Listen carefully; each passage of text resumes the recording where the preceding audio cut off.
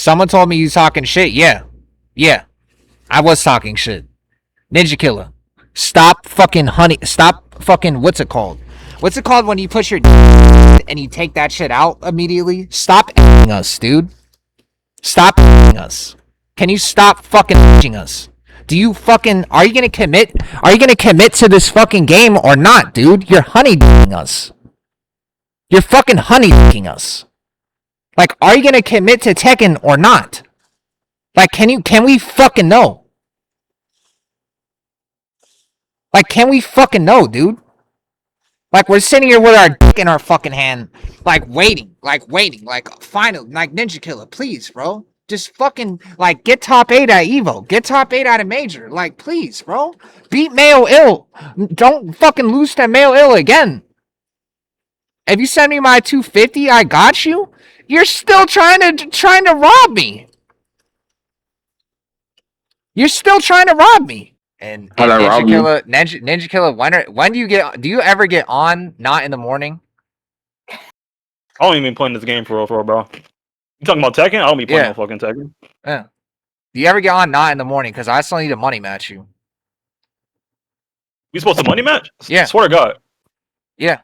You're not more than $100. Not more than a fucking $100. I'll put down 5. You want a first to 10 money match? Like, are you dead ass? Yeah.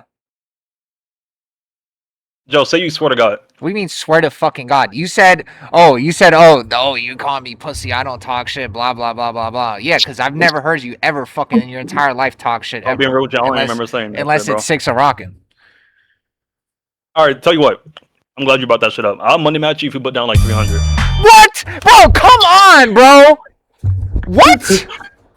Bro, you make that in a fucking. Shut the fuck up. No, 100. How about you put down 500? You put down 500. I put down 100. Easy. All right, we meet in the middle. 250 each. Yeah, good one. I'm not even doing low. I'm not even doing low high. Like what? 250. What? Nigga, you stream for like 10. Bro, shut the fuck up, bro. 250. That ain't shit. Why are you acting like I get more viewers than you? Because you do. No, I don't. No, I don't. You stream for 30 minutes and you got 500. Yo, this ain't shit. Nigga, you came back from Korea and Japanese, like beating all them niggas. What you got to worry about, my nigga? Like, it's free bread. Let's put down 250. Why are you doing this to me? Why are you doing this to me? It's 250. You make that in like 30 minutes, bro. This guy, bro. Just because you didn't get on Liquid or whatever, now you want to think that you don't have money. Now you on dick. All right. Now you don't have money. Joe's doing all this talking, but not. Whatever. I can't even talk to you about what I was gonna say. I can't even talk to you. So we doing 250? Not doing 250. 100 fucking max. I'm not. Oh my god, bro. All right, fine. I will send you 250. Yeah. Yeah, we money match for 250. Yeah, bet. And then when you rob me, I'm posting that shit on I'm posting that shit on X. And then I'm going to say famous Mortal Kombat player. Notice I didn't say Tekken player. Famous Mortal Kombat player takes all my fucking money and promises a money match. Joe Crusher definitely go there and improve, but you would be dumb as fuck about it. But the only reason Joe Crush is here is because girlfriend and this guy just got a dog.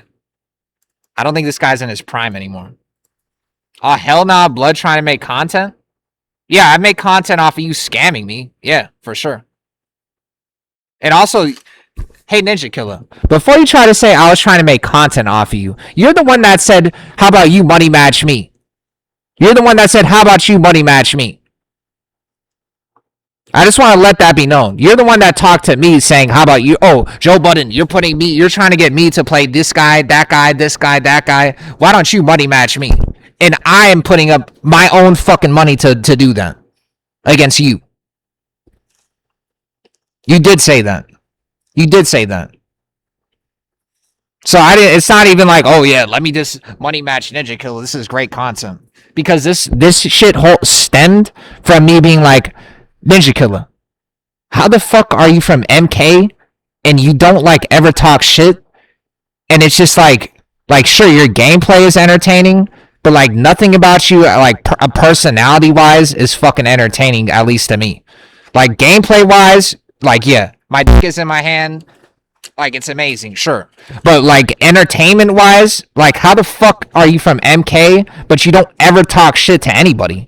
The only person I've ever seen you talk shit to is fucking Sixerakin. And anybody could talk shit to that guy. That guy sucks at the fucking game. That guy sucks at anything he does. That's like the easiest person to talk shit to. When are you gonna talk shit to a fucking Korean? When are you gonna talk shit to a fucking EU? When are you gonna talk shit to, like, people that actually fucking matter? Why am I the one key charging in fucking tournament against Pakistanis? Why aren't you fucking doing it? Why aren't you fucking doing it? Why the fuck do I have to do it? I don't go into rank and get 5 million fucking win streaks drinking a pina fucking colada. How am I dumb? Not everybody in MK talks shit. That's not what NINJAKILLA said. He said he does talk shit. That's the whole point of us doing the money match, is that he was gonna show me. You just got back from Korea and smoking and blowing my shit, asked me to save, and no, not anymore. I'm done. NINJAKILLA?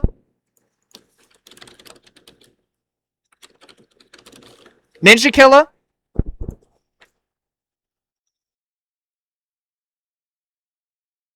NINJAKILLA, this is you right now. You're done honey dicking us in NA. We're done. We're done with you. Dude. We're done with you. Go back to Mortal Kombat. Stop selling us fake dreams. We're done. We're done here. So number 1 on this list is not NINJAKILLA.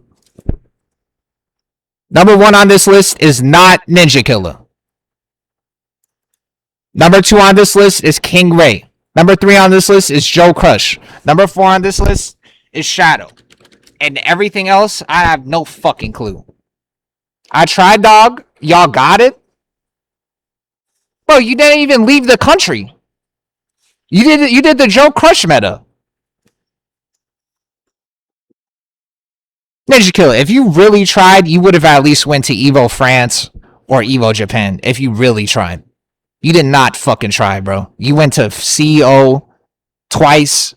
DreamHack Atlanta. Like, bro, you just stepped outside your fucking house and walked to DreamHack Atlanta. And then flew to CEO.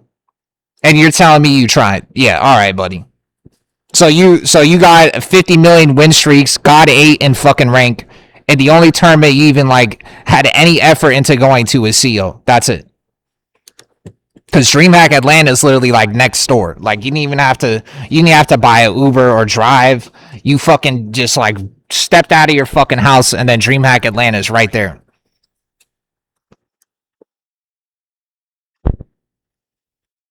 Hey, man, it's a hard... Not for you.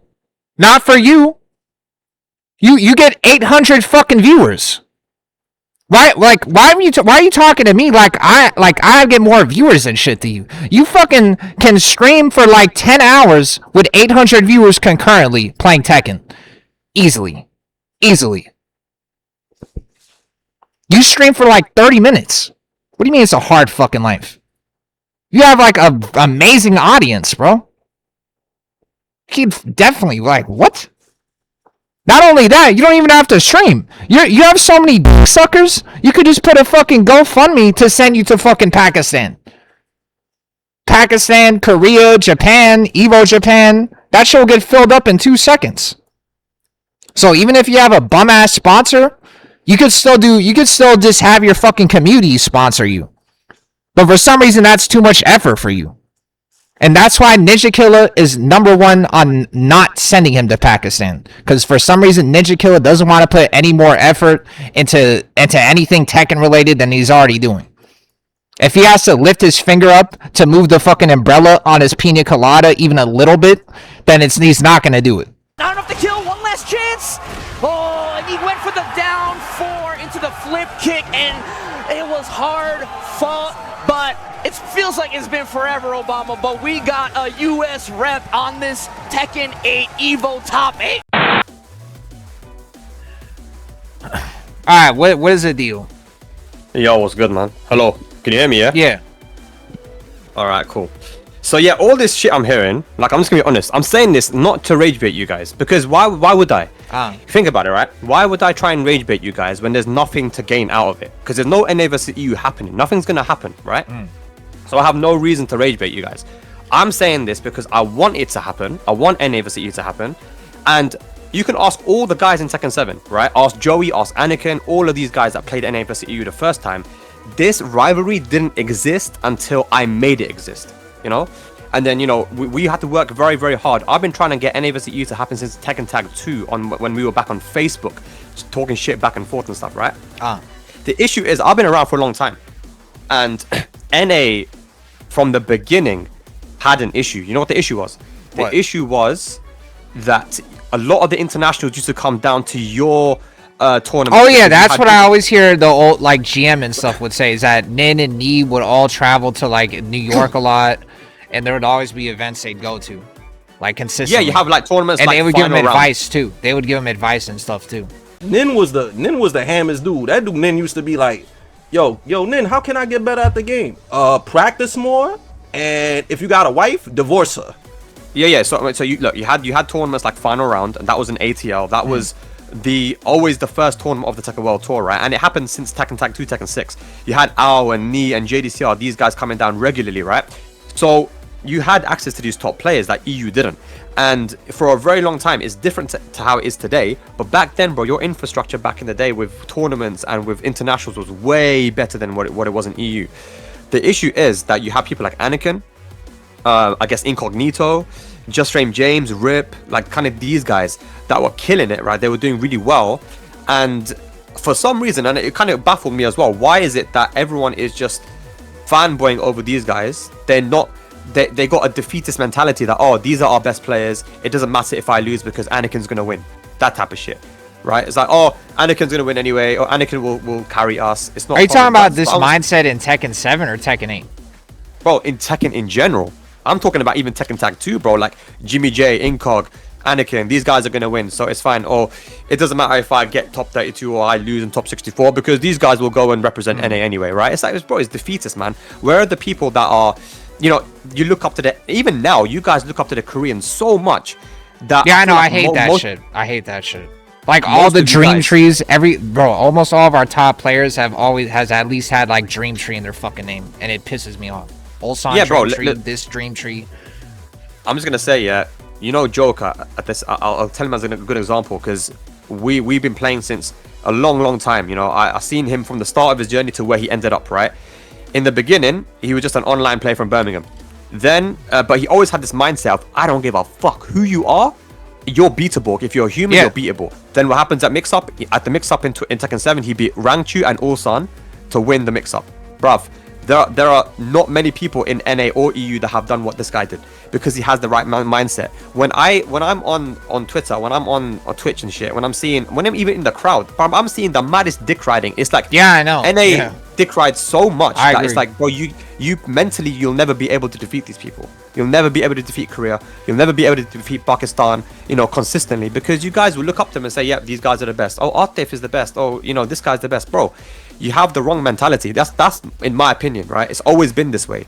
And it's like, oh, it doesn't matter if I lose because NINJAKILLA or Joe Crush or King Ray Jr. will go and win. It's like, bro, fuck those guys, man. What about yourself? You know, I would hate to be a competitor and be like, I'm gonna put my hopes on this other guy. No, bro, I'm gonna fucking win. You know, I used to compete back in the day. You know, obviously I became a commentator in Tekken 7, but when I did play, I had this mindset of, I don't give a fuck who you are.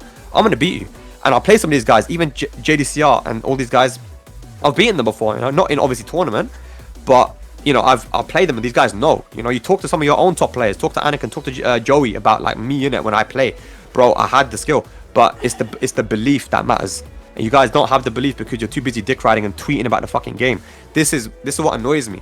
This is what really annoys me. It's like, I want NA vs EU to happen, but you guys talk too much and there's too many excuses. Oh, we don't have sponsors, we don't do this, or we don't have passports, or you know, it's really expensive, or you know, we don't have much time off in America as compared to Europe. But there's so many excuses, bro. Oh, we don't care about the game anymore. Bro, if you don't care about the game anymore, some of these guys that say they don't care, they're playing every fucking day. Yeah, but what I don't understand is how, like, what is like this insane mindset fucking switch between Tekken 7 and Tekken 8? I don't understand. How, like, what is the difference in? Oh, the mindset. How's it I so don't think different? changed. How's it so different? If the mindset's always been the same, but in Tekken 7, it was not this drastically fucked. Okay, I'll tell you. So in Tekken 7, the game was naturally more defensive, right? Which means Anakin and Joey and Shadow and these guys were naturally much better at the game. Even if you look at Nee, bro, Nee went 0-2 in his last tournament, even though he's the GOAT, right? Tekken 7 was much more suited. So you think NA is more carried by the OG players? Yeah, and that was how it always was. In Tekken 7, you know, you had players that were so defensively minded, so strong in their fundamentals, like Joey, like Shadow, like Anakin. They could actually carry you guys. Then comes Tekken 8, and you guys have relied on these guys for so long to just carry you to victory, to carry you to top 3s and top 8s. And all of a sudden, they're not able to win anymore because you got a game now which is so aggressive and so random, right? And it's like, shit, what's going to happen now? What's going to happen? And I knew this was going to happen, right? What's going to happen now that we can't rely on these 3 guys or 5 guys to carry us? Well, it means that the rest of you have to step up now. And the thing is, the rest of you are kind of stepping up. I'm not going to be disrespectful. There's some players that I really respect in NA, right? But I'm not seeing the tournament winners. I'm not seeing, like, these breakout people, bruv. You know what I'm saying? So yeah, I've said, where the fuck is Tekken 7 Anakin and Tekken 8 for American players? Where is that guy? It's not gonna because it looked like King Ray could have been in, but then like even him is still too inconsistent. I've already said Joe Crush could have probably been that, but like you gotta admit, Joe Crush, that guy not getting out of the country like ever, you gotta admit that's a big fucking blow. That's like having prime fucking Joka or Tibetano locked away in like Gojo and Jujutsu Kaisen, and he can't do anything. All right, but look, I think the same thing about the EU guys. There's some EU man here that don't travel internationally either. I think Kane and Trench, if he went more if he traveled more internationally, he would destroy so many people, right? And I think there's even players that haven't traveled at all outside of their own country that would do bits if they traveled. That's just the nature of the game. That's how it is. But yeah, I agree with you. If you're someone like Joe Crush and you spend so much of your life on the game and you're such a passionate competitor. I remember when I went to America one time randomly. I was at the NA regional finals in LA and I spoke to him. He came up to me. He's like, Spag, I want to go Pakistan. Do you think they'll play with me? I go, yeah, of course they'll play with you, bro. And his Jack is really good, right? It's like he's like probably the best Jack player that I've seen in terms of like his tech. So he's definitely talented, but he needs to go out there and travel. But unfortunately, NA people just don't do that. They don't put in their own money to go and say, I'm going to invest my money to go out. Look, we have people in Street Fighter. Do you know what they're doing right now? The Street Fighter players in Europe right now, what are they doing? They're going to Japan soon to do a boot camp. Because Japan is basically Korea, Pakistan combined in Street Fighter. They're just fucking the best, right? So they're going there to get that matchup experience. Now, are they going to make money from that? No. They're going to lose money. They're going to have to spend money on the hotel. They're going to have to spend money on food. They're going to spend money on the flight. But they're going there because they want to train and they want to win. Joey did the same thing before the LCQ in Tekken World Tour 2024. He went to Japan for about a month. He played and he fucking did so well. He got like top 8. He beat Ferzine and got top 8 at the LCQ. Right, because he played versus these people. He goes, I feel myself getting stronger. Now, if Joey's able to do this, when this is a guy who has a job, someone that isn't as he was in Japan too before last Evo too. He was. We sent him there. So this is the stuff that you got to do, man. If you want to win, you got to play versus people better than you. You can't have excuses because look at Big Bird, Angry Bird, and Street Fighter. These guys are from a region that is pretty weak at Street Fighter, right? But those two are just cracked Evo champions, right? And it's like, why are they so good when the rest of their region is not good? Because they went outside of their region and said, okay, I'm going to go to EU, I'm going to go to NA, I'm going to go to Japan, I'm going to play. Okay, you can tell me, like, I haven't got the money, bro. We know that's a good example of that is Yagami. Is that what I'm confused about with fucking Yagami is, I think he literally diffs all of NA. And I don't understand. I don't fucking understand. And I guess it's because of that. Yagami is very talented. I think so remember, his first international was Tekken World Tour Finals in 2022. And he went 0-10, bro, in points. He lost 0-2 each of his games. Oh, yeah. Right? So I think I remember watching that, yeah. Yeah, so he got fucked up. But you have to have that experience, man. And you got to put in the money again. You got to put in the investment. Those guys in Australia, they believed in him so much that they would support him to go places. Brown Man, Bobby, all these guys. Yeah. I remember I was at Evo Japan and the first one in Tekken 8. And I think he almost got top 8, man. They were fucking glazing him, bro. They were like, mate, trust me, Yagami's the fucking best player in the fucking world, mate. It's like, I was like, okay, cool, man. Like, I like that you support him that much, because he fucks people up in ranks. If you guys got someone like that, then you, man, support him, man. You're a fucking community. You can't say, oh, we haven't got sponsors, bro. You man, get together. Bro, you know what's crazy though? I've said to fucking this NINJAKILLA fucker. I said, like, why don't you have like a donation goal on your stream to go to this if you don't know if you're gonna go to this tournament? Like, why don't you have a donation goal? And that's what I'm saying. These guys don't actually fucking care because they don't even want to do that. There's some people that would get the money, but for some reason they don't do it. I mean, look, at that point, you can't really do anything about it. You're not going to be able to force someone to be passionate about competing. Yeah. If the guy is talented at the game and you know he's talented and he doesn't want to play, you can't force it, man. Same with Jimmy. Jimmy's had his time, bro. He's like, let the guy go, bro. It's like that Gucci bag meme, bro. It's like, let it go, man. He's done. Like, even though he's really, really good, even now, if he was to play, he beat Yagami in Evo Japan, bro. Like, yeah, he beat King Ray at Evo too. Yeah, like the guy is really good and he's always going to be really good, but you can't rely on him. That's what I'm saying.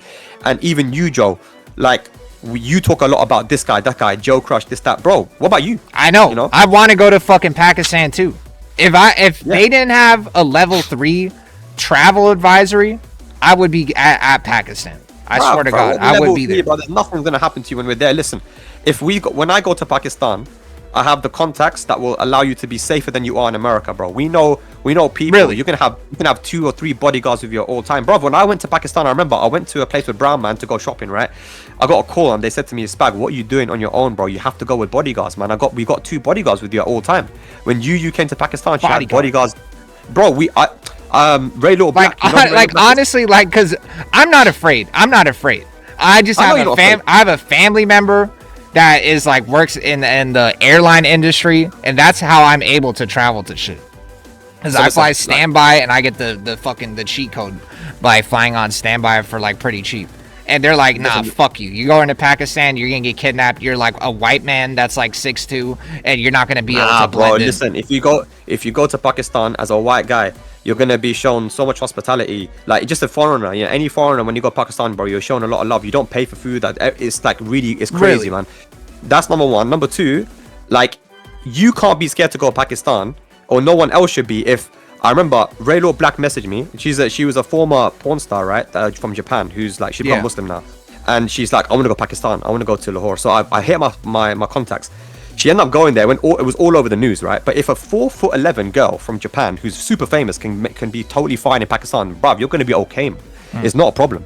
So Lahore, Islamabad, wherever it is, look, the country is there. People are there. They're playing. I've been to Pakistan. I've competed in Pakistan as well. I've played in tournaments. I played in a tournament in Tekken 6 with JOKA in the fucking 40 degrees heat with no AC, just a fan. You know, that's where champions are made, bro. Why do you think that Osama and the Frazine and these guys are just killing people? Because they play in these environments. I've seen it. I don't give a fuck about playing this game competitively. I don't, because I've moved on with my life from competitive, man. I stopped in Tekken Tag 2, right?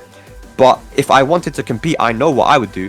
I've been with JOKA every single time we went to Pakistan in Tekken 7, and the reason why he came back and won the mix-up is why? Because we went Pakistan and he was playing time after time after time, just hours and hours of offline Tekken with the best players in the world. Now that's available to you. If you say to me, hey Spag, I want to go to Pakistan, could you sort me out? Yeah, I will sort you out. You say, oh, I want to go, man. Can you figure out a place for me to stay and some people that can help me show me around? Yeah, I can. But nobody has come to me to do that. Joe Crush said he wants to, but he never did it, right? Yeah. So I don't want to hear the excuses from people, man. Like, oh, this is the reason why we're losing because we don't have this, we don't have that. You guys are making it sound like America is a third world country. Maybe it is. I don't know, but it's not, bro. If Arslan Ash, right, from the musty streets of Lahore can go to Japan, get put in losers early on, and win the entire tournament, and then win Evo again after that same year. You know, look at that guy's story, man. You're telling me that you guys can't do it. If you have the passion to compete and you want to compete, go and fucking do it, bro. Go find it. Go to the places where the best players in the world are and play them, man. Like, that's why I don't understand, because if I wanted to do that, that's what I would do. And people in NA are not doing it because there's too many excuses. Every single time I come into a stream or I listen to people, we haven't got passports, we don't have time. The passport shit is for whoever said the passport excuse, those guys are dumbasses. You can get a passport in like fucking 1 week. Yeah. So that's fine, you know. So get yourselves a passport, put some money together. I know there's online tournaments happening, and you know, flights to Pakistan are probably going to be $1,000 or something. If not, then do you know what? Do a donation drive, man, or put a fund together and say, okay, listen, we're going to be sending one motherfucker to Pakistan, bro. You know what's crazy is even I was thinking about doing this with Mirage, right? I said to the Mirage CEO, I said, should we do like a thing where we just send like an EU and an NA guy to the next major in Pakistan in September? I was like, we might do that. I might still do that. I might do a thing where I might send an EU guy and an NA guy to Pakistan to train for a week or two. You know, I'm not sure yet, but this is something I want to do because you guys are not doing it. You think? Because I've been to Korea. I never went in person to anything Korea, but I went in person to shit in Japan. Do you think that Pakistan is for sure like way better to go to for something like that? Because especially with like people telling you shit in person and probably advice, I don't think the Koreans or Japanese players, at least with me, were like, yeah, bro, you gotta do this, you gotta do that. But I feel like in Pakistan they would.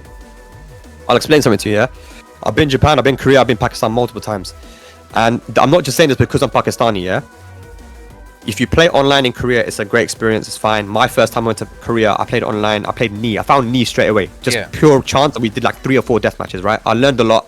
I improved. I got some wins as well. It was fine. But Pakistan, you are playing next to somebody who has tons of experience, right? And if there's a matchup that you're weak in, you say, listen, this is what JOKA did. He goes, bro, I'm so bad. Oh yeah, they just play the character. Yeah. Like, no, not just that. No, they'll find someone who played a specialist. And he'll come down, right? You got ATIF that plays everyone, right? But they will find someone. Oh, I need Eliza practice. I need Bear practice. I need Victor practice. They will have a specialist in Lahore who will come down and say, okay, cool, I'll play you. Let's do it, man. Let's run it. You know, if you want to learn matchups, that's how you learn it. Why do you think these guys are so good? There is a reason why Pakistan and Korea are always winning. It's because they have the practice and they have the infrastructure for it, man. So you got to get yourself in that. I think Pakistan is the best because you get to play offline PS5 with the best players in the world, and just that kind of environment, bro. Listen, I went to the ARSLAN boot camp with Tibetano and Book. Book got his ass beat so bad by Qasim. I think it was 15-3. And he said to me in the taxi, bro, I feel so bad right now. I feel embarrassed. He was fucking playing with me, you know? Yeah. Like, this is Book we're talking about. Yeah, AYORICHIE complains about Qasim like he's like God or something when he's played him. Yeah, he goes, bro, and then Qasim also beat Tibetano 20-0. That same session. Christ. 20-0. Now season 2 Asuka? With season 2 Asuka. And he even tried Dragunov. He tried Claudio. He tried everything and it didn't work. Right? So if there's someone that's doing that to you, right? Why are you not there to say, okay, I need to beat this guy. I need to at least start getting even with this person. If we're going to do it first to 20, it could be like 20 to like 13 at least, you know. Then I'm going to be seeing some improvement. You got to go there and play these guys because they're playing every single day. If you have the time, if you have the money, go and do it, bro. Yeah. But I see people that be winning online tournaments, they be winning offline tournaments, they got the money, they got the salary, right? But they're not making the trip down there. There's people that have like for example, King Ray Jr., right? He has the money. I know he does. He's got the sponsor for it. He could say to Vitality, I want to go Pakistan, I want to train because I'm getting my ass kicked internationally, right? He hasn't been, right? Now, he could say, oh, I'm young and this and that and scary, travel, this, that, the other, what the fuck. Bro, he hasn't even tried to talk to me and say, hey, Spag, how would I go about going to Pakistan? So there's something very big and very easy that's being missed by America. And it's that people are not going down. You know, EU has traveled to Pakistan, bro, multiple times. JOKA has, Sephi Black has, all these guys have, and they were placing. After they went to Pakistan and played there, they started to place, bro. They started to do really well. I have not seen who in America has been to Pakistan. Actually, I'm trying to think. Only Shadow, I think, right? Shadow never been. Shadow never been. Damn. No top player has been to Pakistan from America. Like honestly, I thought you go to Japan, Korea, that it's like almost like Pakistan, like.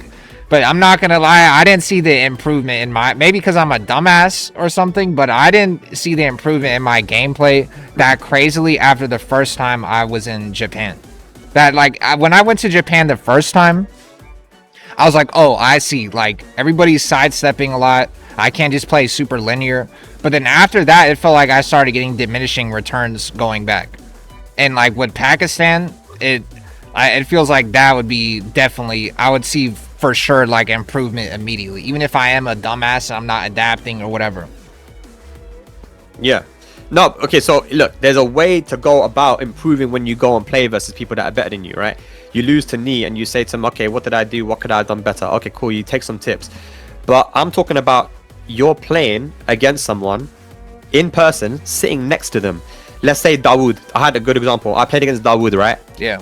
So do you know what's crazy? When I was in Pakistan, I beat top players in tournament. And then I also gave like Arslan a bit of trouble. But the two guys that fucked me up were Dawood and ATIF. ATIF 12-0'd me. And Dawood, every single time I was final round against him and I was final pixel, he managed to win. So I asked him, I'm like, bro, while I'm playing him, I'm asking him, bro, what am I doing wrong? And he's telling me while I'm playing him. That's a different level that you're getting. I managed to get advice live at the same time I was playing him. So they're telling me, he's telling me what I need to do to beat him while I'm playing him. That's different, bro. And I started to implement that and I improved so much just from that. I'm like, damn, I didn't even think about doing that. Or like, what's wrong with my movement? Like, what should I do versus this Elise thing that you just hit me with, right? You're getting live coaching while you're playing versus these top guys. And bro, it's another level, man. Plus, when you play in an arcade, which looks like it was built 100 years ago, that has a couple of monitors, that has a ceiling fan that's tilted fucking 80 degrees or some shit, and is boiling as fuck, and you're playing in a tournament with 100 people, 100 packies in that fucking venue, bro, and it's like, that's a different fucking place to get good at, man. That's why Hafiz and Vera and all these guys are so good, because they're playing in these really tough conditions, man. And I think it makes you better, man. It definitely makes you better. Look at Chikarin. Went to Pakistan. He was the first person to go to Pakistan. Oh yeah, I remember seeing that video. Yeah. Got his ass handed to him, bro. And then what happened? He won the Tekken World Tour Finals. Why? Because he realized, oh shit, Akuma's so good. These guys play Akuma. I need to learn this shit. Went and used Akuma versus ARSLAN in the finals in Thailand and won that shit, bro.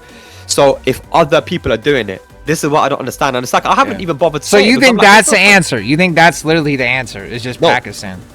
That is one answer. Okay. That is one of the answers for individuals in America getting good. But then there's way more. There's a lot more that needs to happen. And there's a lot more that has to happen in America for America to start getting good. You know what I hate as well about America is, I remember one time I asked the question, I said, hey, what state is the best in America? Is it ATL? Sorry, is it like Georgia? Is it is it Texas? Or what is it? Everyone was just saying ATL, like, oh yeah, ATL's the best. I'm like, bruv, where's the competitiveness, bro? If someone asks me who's the best in Europe, I'm not gonna say Germany or Italy or France. I'm saying UK is the best, bro. Come and prove us wrong. Come to the UK, let's run it, man. 5v5. I used to run these 5v5s all the time back in Tekken 7 between Germany, France, UK. Like, we have a rivalry, and that's how the EU Cup came around. We've got the EU Cup because we want to see who in EU is the best. We've had that rivalry in Europe for years, bro, for decades. Italy versus France has had a rivalry for so many years. I feel like you guys don't have rivalries in America to make you guys even want to get good within America.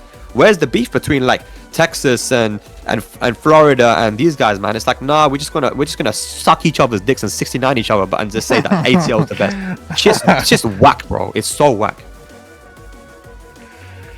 So you know that, yeah, that's what I feel, man. I feel like, bro, there's so many issues in America right now that you relied too much on those players in Tekken 7, didn't decide to get good in that game. Yes, I agree with you. Some of your players have stopped playing speed kicks and Thai and these guys. Okay, they stopped. They're not really like that anymore. They don't really feel the passion. I get it. We also, for us in Europe, HK Junior stopped playing, as well as other people in Germany. And JOKA obviously doesn't compete anymore. But we still got people that are replacing them. We still got people like, you know, Ilias, Buffalo Soldier, Sin from the Netherlands, right? The Netherlands was such a shit scene before. They didn't have anyone winning apart from Malekith. Now they've got multiple people. Wait, Sin and Ilias are both Netherlands, right? They're all Netherlands, yeah. Those guys are all Netherlands. Never really heard of those guys much in Tekken 7. Sin, I didn't know at all. Ilias and Buffalo, I knew a little bit. But they weren't winning anything in Tekken 7. Now, they just improved so much in this game because they play a lot and they understood they need to travel. They put in their own money to travel. I see Buffalo and Ilias everywhere when I was commentating, and they don't even have a sponsor at that point, you know? So I'm sorry, but I'm seeing too many excuses. I'm seeing people that are still talking too much about, this guy needs to play, NINJAKILLA needs to play again. It's like, bruv, stop dick riding another person and just, why don't you just get good? Why don't you say, do you know what, fuck NINJAKILLA, if I got passion to compete, I'm gonna go myself to Pakistan, I'm gonna go myself to Korea, and I'm gonna show that I'm a good player. Okay? Or as a community, like I've done in the past, put together some money and send some of your hopefuls to Korea, to Pakistan to train. This is what I've done as well. You know, Gosain and these guys, you know, I put my own money down to fly these people out to tournaments, bro. and fly these people out to places so that they can train and learn the game. As a community, you guys are not really like, you're not really locking in to help your guys. If you think that someone's talented in the game, Joe Crush and this guy, that guy, then go to them and say, hey, how would you like to go to Pakistan? I'm going to do a donation drive, and I'm going to try and get some money. You put some of your own money in, and together we can send you to Pakistan. I want you to train for a couple of weeks. It's going to cost you like fucking $5 a day to stay in a hotel anyway, or you probably get to stay with someone for free anyway. So that's what I think you should do. And I'm saying this as someone who has been notorious as the rage baiter of NA. I was like realizing this like in the middle of this, that it's actually kind of sad that probably the best advice is coming from Spag to help NA. That is actually kind of sad, to be honest. Yeah, but you gotta understand, there's a reason why I wanted NA and EU to have the rivalry in the first place, because I think it's really healthy. But it ain't healthy if it's really one-sided. And I'm not even just saying this to talk shit. It has been one-sided, man. EU has been outperforming NA everywhere. Like, we've been qualifying for finals with way more people. And yeah, you can fight back and say, no, well, you guys suck. You lost in that 2022 exhibition ages ago. So, like, it's like, bruv, come on. Like, if we're being real, right? You guys are not really like doing stuff. You're not doing bits right now. And I want you guys to do. But when I say that I want you guys to do bits, I want to see it. I want people to start atting me on Twitter again, say, oh, here's a screenshot of your boy getting fucked up, man. And I'm like, cool, I like that, man. I want to see the rivalry, but I'm not seeing it no more. So I'm trying to help you guys. Like, first of all, look, you need rivalry within America. I want to see the states start saying, you know what, my state is the best, or Texas is the best, or Georgia is the best, or California is the best. There's no rivalry within you guys. You guys kind of all 69 too much, and it's not cool. And then I want to see you guys actually get together and support your top players. If there's someone that like Mega Clinton or whoever the fuck, I don't know these guys. If they're that good, all right, cool. Send them to Pakistan, bruv. Send them to Pakistan, because you know what? When you go to Pakistan, send them, because you know what's gonna happen. The same shit that happened to Tibetano. They're gonna lose 20-0, and then they're gonna either go one of two ways. They're gonna quit the game because they're gonna start dooming, or they're gonna be driven to get better. One of those two things gonna happen. Now, Joker, what happened to him when he got fucked up? He got driven to start getting better. He's like, yeah, I'm gonna get better at this game. So send your guys, man, and hide Tone and these guys, bro. Look, I love Tone. He needs to stop talking to these Koreans like that, bro. I swear that's the reason why this guy ain't winning anything. He's too much on these Koreans, guys. I think he's trying to emulate them with his play style. He needs to be his own man. Tone, I believe in him. Look, I know his sponsor very well as well with Fate.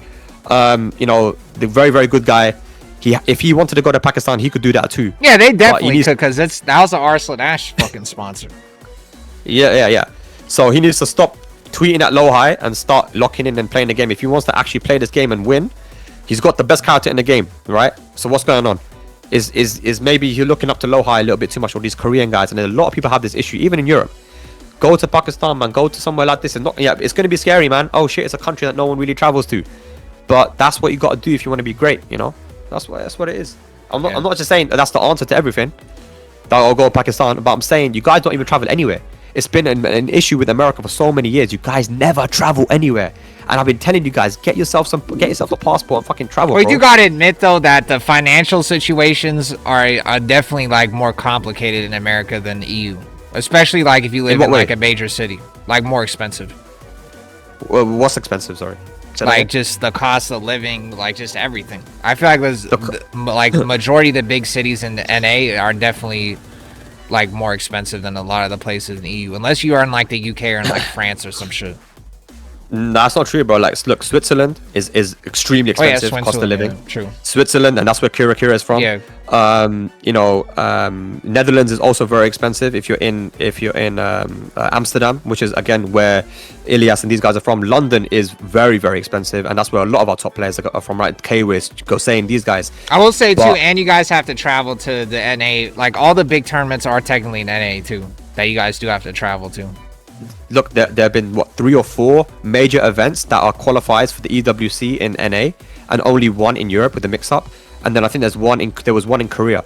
So you guys have had so many opportunities to send your guys to local tournaments down the road to qualify for EWC, and you haven't been able to do it yet. So I'm saying that there is clearly an issue. There's clearly a problem. And these kind of things about cost and this and that, it's all excuses, bro. Trust me, it's all excuses, because these same guys that be talking about, it's too expensive, they be going to Japan for a fucking holiday. So okay, cool. So you didn't really want it, did you? So you wanted to go to Japan to have some fun. Like and 1 week in Japan is like fucking what, like a month in Pakistan?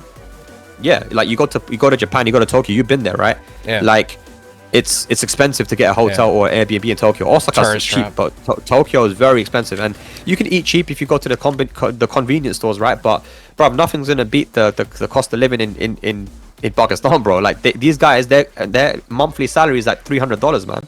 That will make them live very comfortably. $300 a month.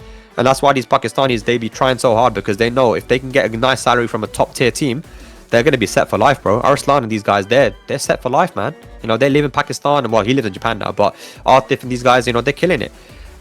So look, man, the answers are there. I've given you the answers of what needs to happen.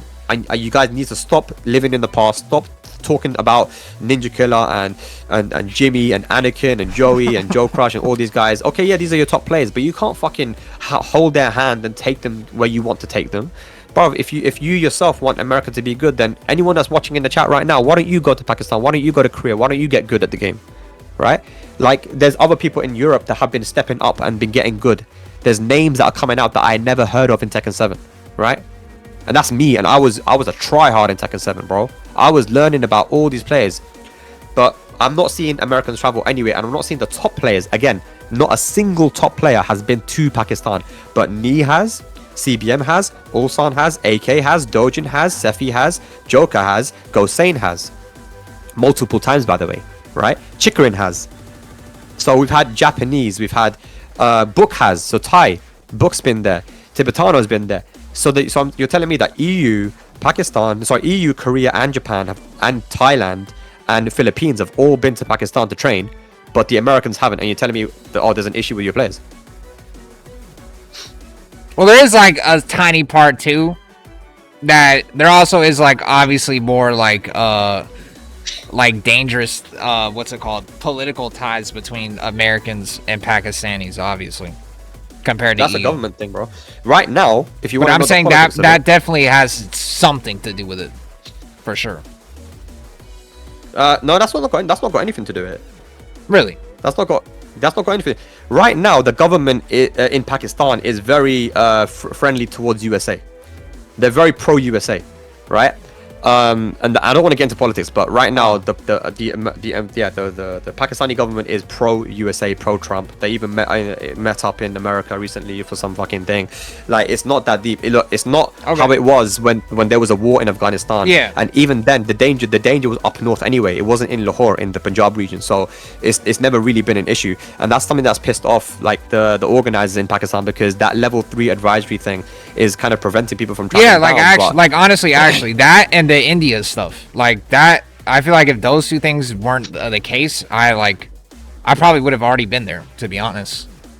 Maybe. Look, I'm telling you that that's not the situation. That's not the case.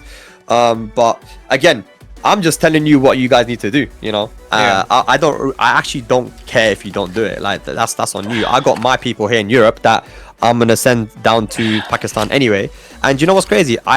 I support the NA guys too, man. You know, when I was doing my Red Bull Golden Letters tournament, I always made sure to bring down. Well, yeah, we're more entertaining than you guys. So like, when we're good, that's the thing. That's like the secret code, I think, with Tekken, and why I still give a fuck is because I think the secret formula is an NA player that's actually good, because we are the ultimate. Like, it's ultimate entertainment if an NA player is actually good. I don't think a single EU player, a single Pakistani player, a single Korean, I don't think any of you guys could ever like reach the level of entertainment like a little Majin did at Evo. I think it has to be an American player. Bro, you know what it is with that little margin run? That little margin run was like, people talk about it a lot, but it was the stars aligned. No, it wasn't a fluke. He played, like, he's a good player. He's a very good player. But you know what that situation was? That situation was, it was Evo, it was top 8. You know, you don't usually get like an American in top 8 that often, right? And he was playing King, one of the most popular characters, and JDCR at the time was the unbeatable guy who in Tag 2 just came to America to just withdraw money. Like, he was just coming to your tournaments like it was an ATM. He's like, okay, just give me the money, man. I might as well not even play the tournament. You know I'm gonna win that shit. And then he won that too, set. Yeah, and then Aris with his sick commentary and everything. So yeah, the stars aligned. That was an amazing moment. But I think one thing is that generally Americans are just not really liked around the world, you know, in terms of like when it comes to an American playing internationally outside of America, usually people want them to lose. And I think that aspect of it is also really fun as well. Yeah. Like look at the World Cup right now, bro. There are zero countries in the world right now that want America to win any more games in football, in the football World Cup, right? Everyone's against them, right? So it's just that's just the nature of it, because people just be anti-American outside, you know, in Europe and in other places. But the NA versus EU beef is always really good, right? But yeah, like there's a lot of factors as to why I think you guys are not really stepping up at the moment, and I think most of it is just excuses, I think, because if you really wanted to, man, trust me, you could go out there and improve. And I feel like these guys, I don't know, man, you're too defeated, man. You're playing against low high for like a week or something. It's not going to really change the game much, man. You know, go to Korea, play online for a week. It's not going to make you a much better player. There's players, I believe, in Saudi Arabia and some of these other places that are also, you know, super talented, and you don't get to see them often, but when they ever get a chance to, they be going out, man. They go to Pakistan, they go to places, and they train, they play a lot. I'm lucky that I've been able to go around the world and see all the different scenes. I've been to so many scenes around the world. I've seen how it is. America is by far the one scene that just does not want to travel. They don't want to travel, bro. Tekken Master went to Pakistan, right? Because I talked to AVERIYRIB, and I asked him if Tekken Master went, and he said no, but I thought he did. Rife went, not Tekken Master. Oh, okay. Yeah, Tekken Master ain't been. But Tekken Master travels a lot to Saudi Arabia, and those guys are really strong there as well. I play those guys. They're super strong, so he gets to play with those guys and train a lot. The Middle East scene in general is quite strong as well, so it's not surprising to me that he was able to like qualify again for EWC. But again, if you're going to ask me, is Tekken Master going to be a consistent player in tournaments? No, I don't think so. You know, unless he also starts to play consistently versus people that are going to fuck him up. Those guys are always there to play, man. But again, the only region that hasn't been to Pakistan is America. They haven't been. We got a major happening in September. I don't think anyone's going to come for that for this year. It's probably too late anyway to like start thinking about going there, but because you know, you got to think about it a lot. But the option is there, man. Like Isharib and all these guys, bro. Even yesterday, if you watch the tournament, this guy Foxy is Shaheen player, the guy that beat Book, I heard about that. Takedown. He beat Book like badly, bro, like 2-0 in takedown, and then he came second in yesterday's tournament. But we've got random players around Pakistan that are just so sick of this game. And you gotta see it for yourself when you're at these arcades that just look like they were built 1,000,000 years ago, bro. They're just like mad musty, bro. And it's like, you know what? I like it though. It's in a weird way. It's like I like these are the trenches, man. You know. And you're playing online with your shit internet, bro. Like EU has shit internet, NA has shit internet. That's not gonna make you better, man. You know. There's gonna be well, shit I'm even thinking like even in good connection, like that's like part of Pakistan's reason why they're still ahead, is that even in the best connection possible in Korea, that like I always thought that because Korea doesn't really have that many offline stuff and they just rely on boot camps, that kind of holds them back against Pakistan, because they didn't recently start having like open dojos until like recently, I think, at least to my knowledge. Pakistan. Yeah, like Korea. Like that, because when I was over there, they don't have like a Tonamo like in Japan, where they just have locals everywhere you can go to. That all that shit is just boot camp stuff. Yeah. They rely on online way more, even though the online's really good. Yeah, they'll do boot camp sometimes before a big major, like before EWC. They'll have like a thing where the Japanese and Koreans get together and they play for like 2 weeks or something, right? And that really helps them. But imagine that, but every day. So the way it works in Pakistan is that you got different players and different boot camps, right? You got Khan has his boot camp, Arslan has his one, you know, Bilal has his one. Like everyone has their own boot camp type of thing, right? And there's different cities as well. So there's Lahore, which is the main city where all the people are from, but you also got Gujranwala as well, which is where ATIF is originally from. They got their own scene and like crazy good players like Mohsin Shooter and these guys. So if there is a rivalry in Pakistan, but also these guys are all playing in different boot camps, you could literally go to all of them and play with all these guys. You could be like, today I'm going to go to this boot camp, next day I'm going to go to this boot camp, and I'm going to play versus these guys. I'm going to see what I can learn. And you're going to learn way more by playing offline with these people, by asking for advice. Plus their English is very good, you know. Pakistan, I was about to say that too. That I think that also would help, especially Americans, is that in like the Japanese and Koreans, obviously there's a language barrier, but in Pakistan they actually have really good English. So yeah, you don't have to go for a tournament. Yeah, what I suggest is maybe don't go until like the end of the year because the weather's going to be like much better then. But let's say like in December or something, right? After or before the World Tour finals or something, you say, okay, I wanna go to Pakistan to train. That's what Joker used to do, by the way. Whenever there was a big major, he'd go to Pakistan for like a week or two before just to train. Nah, just go, man. Go. How many times has he went? Like how many times? Bruv, like over 10? Yeah, it must be close to 10 now. Jesus you know. Christ. Yeah, because you know it's. And like 2 weeks at a time. Yeah, like just, even for Jesus me, Christ. like when I would go to an event, when I go for a tournament, I would go to about 2 weeks, you know, or a week minimum, right? Just to chill there and play. But it's fun, man. Look, the first time we did the big major tournament, their takedown, Dojin, AK, Sefi, Tasty Steve, Rip, all these guys came. They loved it so much that they wanted to extend their trip by even another week, you know, because they really enjoyed it, man. So it's a very fun country to be in as well if you know how to have fun with the good places to go. But also, man, when it comes to Tekken, it's unrivaled, man. It's just a better country to play in. Look at Daniel Mardo as well. Like he's been to Pakistan more than I have, and I'm Pakistani. Wait, so Daniel's why is he stayed in there for Korea? Why is he in Korea then? He's in Korea because I think he had a girlfriend there, and he was. Oh, with that's her. I don't know why. if he still is. Okay, I thought he was just But- there for Tekken. He's a Tekken nerd, so he likes to be places where Tekken where there's a lot of Tekken, right? So he stayed in Pakistan for a few months at a time, like multiple times. But he's in Korea because I think for him it's just like maybe for him it's like a safer country, more comfortable. Korea's nice, man. It's a chill place. So he's got a girlfriend there as well, so he's chilling with her. I think I don't know, but you know, if I had a choice between staying in Pakistan or Korea, like living, I would obviously go to Korea as well. But if you care about getting really, really good at the game, then you know Pakistan is a very good place to go. So I'm saying, I don't want to keep on talking about Pakistan, but like the whole point is that you guys don't travel, right? You guys really don't travel, man. And it's been this issue since Tekken Tag 2, Tekken 6, man. You guys don't go to Europe. You don't go to places. You know, shouts King Ray Jr. because he does.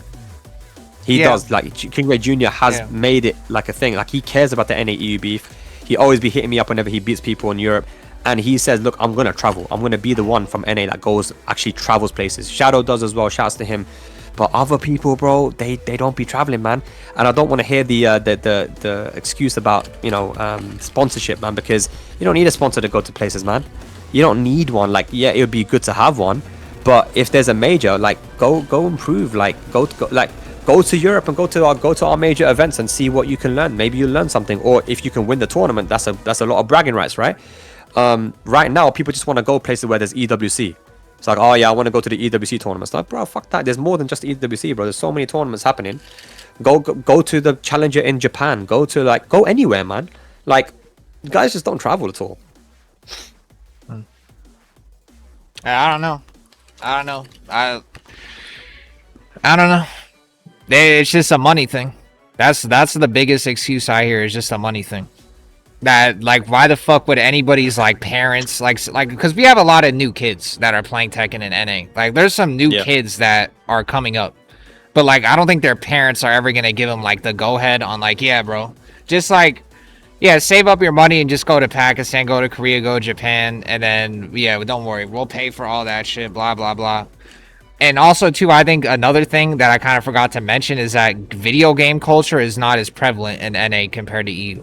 Like, because you guys are way more esports culture with, like, CSGO and shit. In NA, you're still looked at as, like, a fucking dumbass if you're, like, a pro anything in video games. Unless it's, like, Street Fighter. Yeah, you say that, but your esports events and your infrastructure, like in terms of like MLG back in the day and all these others like Evo and stuff, right? You guys have an esports culture there as well. Like your Call of Duty teams are like by far the best in the world as well. Like maybe not for CS:GO, but for other esports, you guys do have a very developed esports culture, right? It's maybe even more than Europe, to be honest. Apart from CS:GO, I agree. But you guys have like sick Valorant players and sick, like, you know, CS:GO. I mean, I guess in like, Fortnite, Rocket League, Call of Duty. Yeah, I guess in those games, yeah, but not Tekken. Not Tekken. At least not. Yeah. But that doesn't matter because look, even about the whole fact these people being young, I get it, I understand. Gosane went to NA when he was like 20 years old or something. He went to Summer Jam. It was me, Kane and Trench, my brother. And we all went to Summer Jam together in 2018. That was like almost 10 years ago now at this point, right? So 8 years ago, we went to Summer Jam in Philadelphia. and that was Kane without a sponsor. That was Gosane without a sponsor, and these guys went out there to test themselves, right? And you know, Gosane was relatively new to traveling at that time. That was his first international, I think. But he needed that experience, man. He needed to play versus these people. You know, he beat some of your top guys as well there as a young kid. But you know, he learned a lot by playing with people, man. Even Kane and Trench, he didn't do so well there at that tournament actually, because he just beat the fuck out of people in casuals and money matches. But he kind of showed his hand too much, and he didn't sandbag. So in the tournament, he just lost.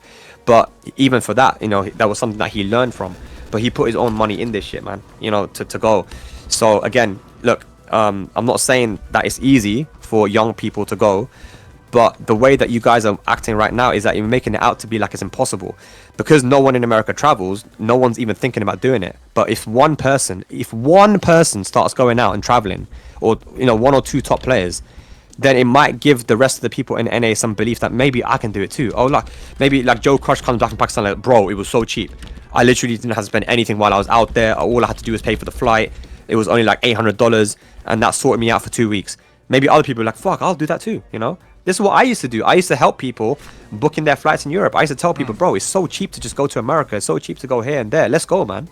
You know? Combo breaker. Why did 30 plus Europeans go to that one combo breaker when it was NA versus EU? Because me, Joker, and Gosane, we decided we're going to go. We did streams to show everyone else in Europe how cheap it was. And then all of Germany started booking. All of, like, you know, people in France started booking. We had 30 Europeans at that event.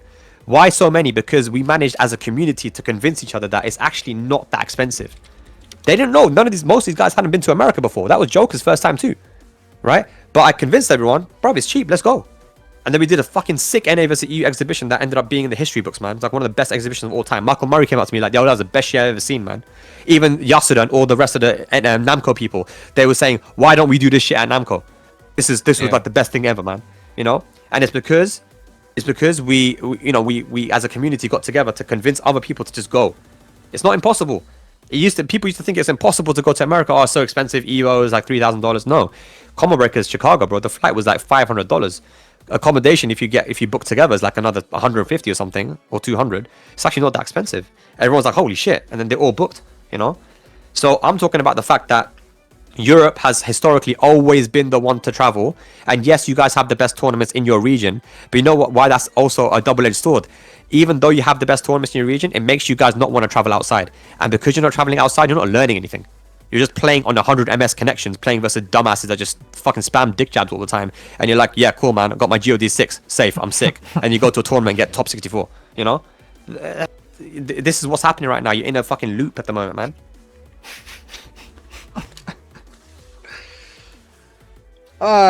Yeah, you're talking about me, right? The dick jab spamming? Yeah, you sneak this in me? Yeah. No. I watched you play a lead player that was just spamming dick jabs. Oh, yeah. So I'm not talking about you, but maybe if you do that, then yeah, fuck it, you too, man. I don't know. It's not gonna do you, man. I don't know what the fuck else to say to these guys, man. I don't know what else to fucking say to these guys, because I've tried, bro. I've actually tried to do this shit, man. I've actually tried to do this shit. I went to fucking Japan for like a fucking month. For a fucking month, dude. I was playing 12 hours a fucking day. I went to Japan. I went to Korea. I tried all this shit. This is the last thing I'll fucking try. I'll go Pakistan and I'm done. If I go to Pakistan and I can't do it, I'm done. But I will be the one to go to Pakistan. I will figure out a way to go to Pakistan. I'll figure out a fucking way. I'll figure out a fucking way. Look, go to Pakistan. I recommend you go like at the end of the year, like January, December. It's the perfect weather. You know, you're not gonna die in the heat, and everyone's gonna be available. You know what it is like now as well, especially when there's tournament season happening. Everyone is just too busy with like, oh, EWCA just need to like train. No one wants to like spend time. But if you go at the end of the year, you can go. But what I'm saying, Joe, is something different. I'm not saying that you have to go Pakistan and you have to be the one that saves NA. I'm saying as a community, you guys gotta get together, do what I did. Like it's like a movement. It's more like a movement. Like one person can't just carry. I see. Convince your people that they have to leave NA and go to other places and show what they're made of. Convince your people that they have to leave NA in order to get good. Otherwise, they're never gonna get good. They won't. Because it's the same with Europe. I'm not saying that Europe is tons better than NA. I think we're better, but only slightly. And if people like Tetsu and these guys never left EU, then they would not be winning as well. They'd be just as bad. So, you know, I would say it's not just about you going Pakistan. It's like, okay, give me 2 names right now on guys that you think if they train a lot would be able to fuck up people in tournaments internationally.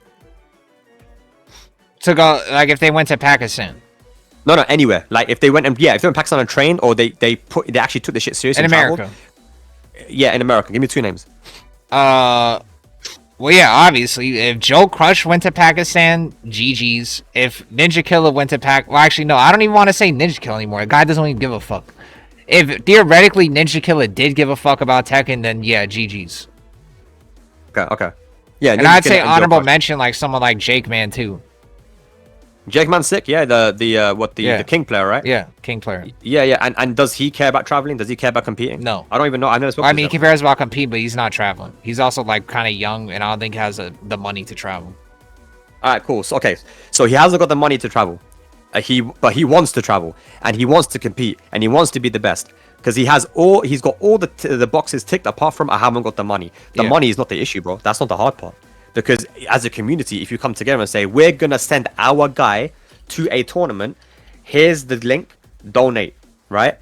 I'm 100% sure that you guys will do that because you're passionate about your own players. I've done the same thing for my people here in Europe, man. I said, look, I want to send this guy on a boot camp or to a place to play.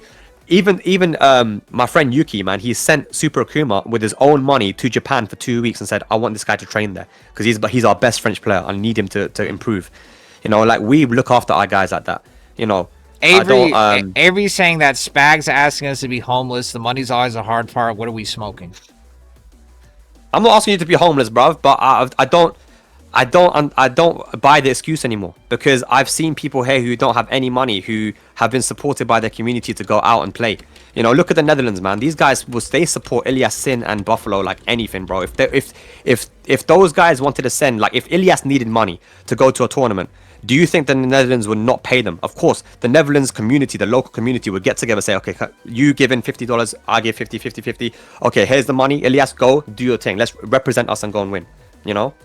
You got people that can donate. You got people, even if it's just $10 at a time, $20 at a time. Like, support your guys, support your man, then, bro. Support your guys. Like if there's someone that I really wanted to send to a tournament, you know, and actually we did this. So for Mirage, we actually supported Luffy to go to Korea and France, right? And we supported Isharib as well. Isharib from Pakistan. We said, listen, we're just going to send him because we want to support this guy. We want to give him an opportunity. We'd be looking at people that we want to give opportunities to, and we would just send them. You know, Joey, same thing. Like Joey, you know, he isn't really playing as much, but bro, I was with him at Common Breaker, and he is driven. He really wants to compete. The last Combo Breaker? Yeah, I was there, and really? I was with Joey, and we were preparing for the Kudans match, and our practice nearly worked. He was 2 rounds up final game against Kudans, and he just fucking choked it. But he should have won. And if he won that, he might have had a really nice run into top 8. And I know how much Joey loves competing. I know how much he wants to compete. So that guy, that's my bro. That's my brother. So I'm always, and obviously EU aside, I'm gonna support him. It's crazy if I'm the one sending him places. I'm the EU guy, the guy that talks shit about NA, is sending one of your goats to Pakistan and to other places around the world and to Japan. I'm sending your players to NA. I'm trying to help you guys. You know, like, so I'm helping your man to go out there and start competing and training and stuff, man. So I want you guys to do the same thing. You know, I see you do a lot of cool like money matches and this type of stuff. It's nice, man. It's fun. It's entertainment. That's what we need, and that's what it's all about, right? But at the same time, you guys you kind of got to get together as a community and be like, you know what? Let's send someone that we believe actually gives a fuck about this game. Don't send NINJAKILLA. If he doesn't give a fuck, don't send him. Send someone that actually cares. Send someone that actually will, if they go to Pakistan, will actually take the time to go and get his ass beat and actually learn, you know, and you know, won't just spend time tweeting and fucking dick riding Lohai, man. Like, I don't want to see that, you know. I don't want to see that. I want to see someone that says, you know what, I don't give a fuck if you're Korean, I don't give a fuck if you're Pakistani. I'm American, but if I believe in myself and I know I can fuck all of you guys up. That's what I need. I want to see that. Avery said that, okay, so the Netherlands has 2 players they can pull together, and you're asking an entire country that's got 10 to 15 players that can play at an international level. Ain't nobody helping like that. Wait, what do you say? It sounds like a cloud off. Okay, so the Netherlands got 2 players they can pull together. You're asking an entire country that's got 10, 15 players that can play internationally. Ain't no one helping like that. I'm not telling you to sponsor 10. I said 1, bro. I didn't say send 10 people. I said, bro, send at least 1. You're not even sending 1. Man's talking about 10, 15 players. You're not even sending 1. You got enough money. You guys all got enough money between yourselves to be able to send 1 guy to a tournament internationally or to a boot camp for a couple of weeks. You know, you can do that. If you really cared about those guys, if you really give a fuck about this guy going out there and getting that international experience and having someone that you want to compete in NA and represent you guys, you can do that. I'm not saying that you have to. I'm not trying to like shame you guys if you don't do it. I'm just saying that as a community, you guys can do it, bro. Like, I'm not gonna lie. You motherfuckers be dumping bread for beef sets. Put that towards shipping it. Yeah, you know what I'm saying. See what I'm saying? Like, you know, it doesn't take clout, bro. It does not take clout to do that, bro. It doesn't. Because if I'm not gonna lie, if FIDX ever like put a bat signal up to send somebody to Pakistan, I think they would be able to raise enough money. How much money have you gotten, Joe, for a money match maximum that you've done? We raised up to 1,000 on a money match one time. Yeah, there you go. You raised $1,000. That would be more than enough to send someone to Pakistan to train. I'm just saying. I'm not saying that it's gonna happen every single time, but I'm saying that look, we wanna send someone that we believe in to have an experience, bro. I'm telling you, as a person that has been to Pakistan, that has trained there with ATIF, with Dawood, with ARSLAN, with these guys, with these random Pakistanis that no one's heard of, I'm telling you, and ask JOKA if you don't believe me, it does something to you, man. Ask Tibetano if you don't believe me. Ask Book if you don't believe me. The way you will get your ass beat, it doesn't matter who you are in America, you're gonna go there, you're gonna get your ass beat.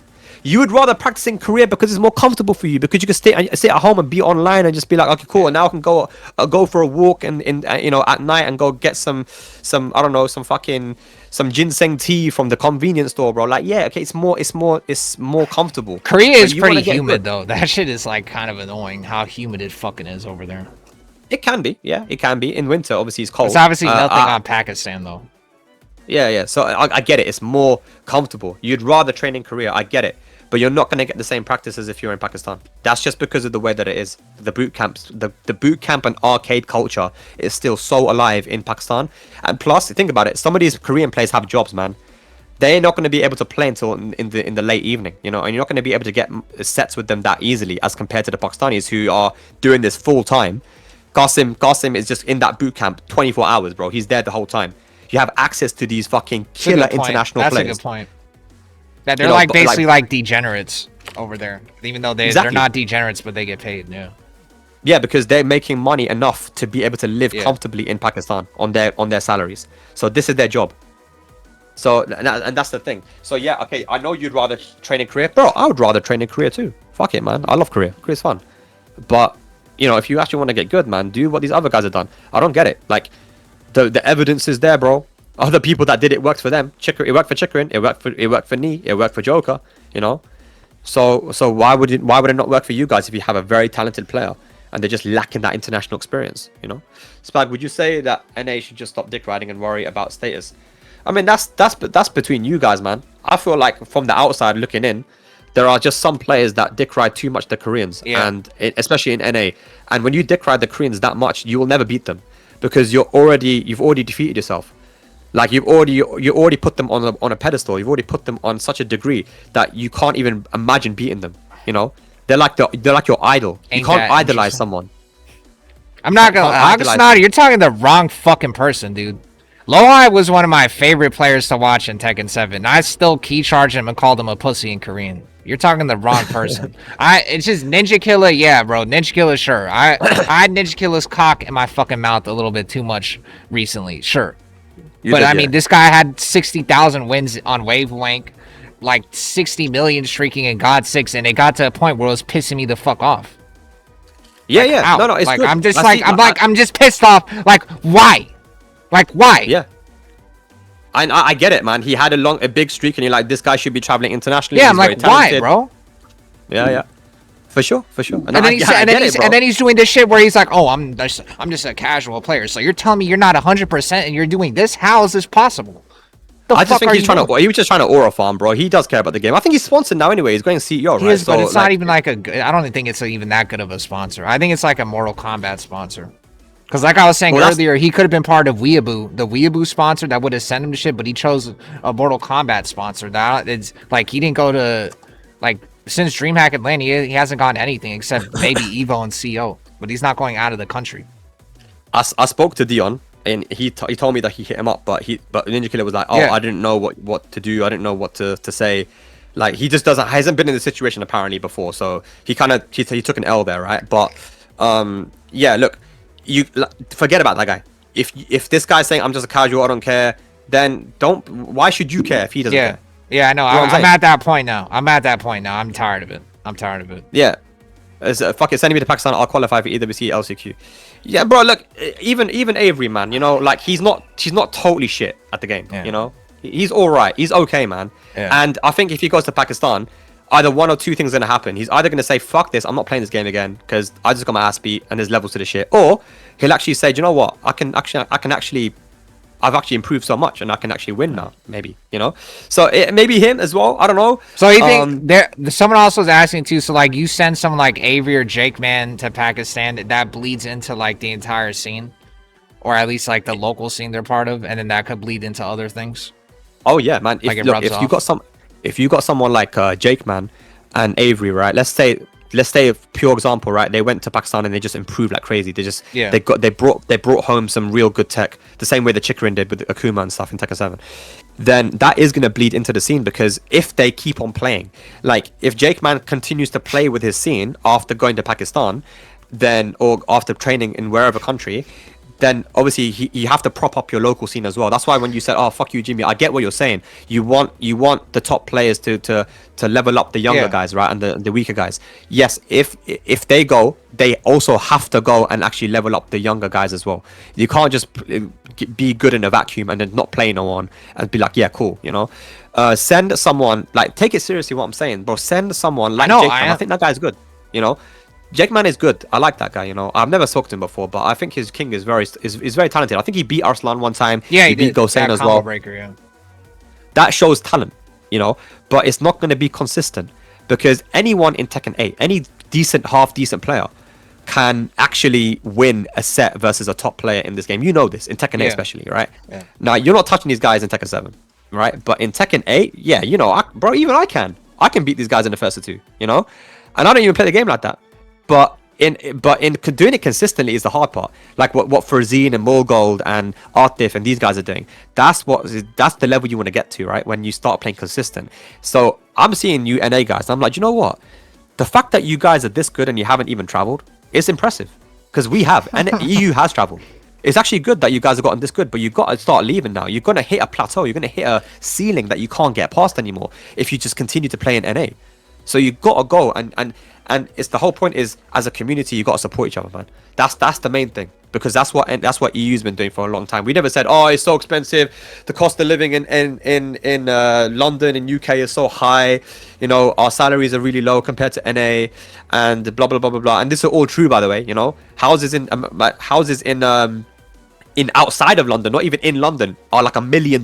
You know, $1 million for a house outside of London. You know, and you know, things are expensive. Yeah, gas is expensive now as well because of the whole Iran shit. We all have the same situation, bruv.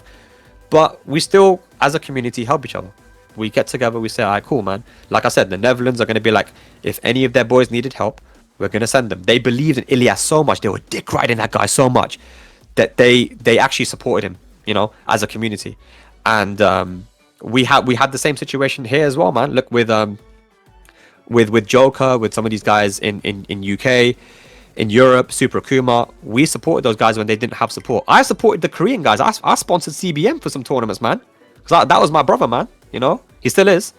And I remember in Tekken 7, I paid for him to come to the UK, you know, and to certain other tournaments.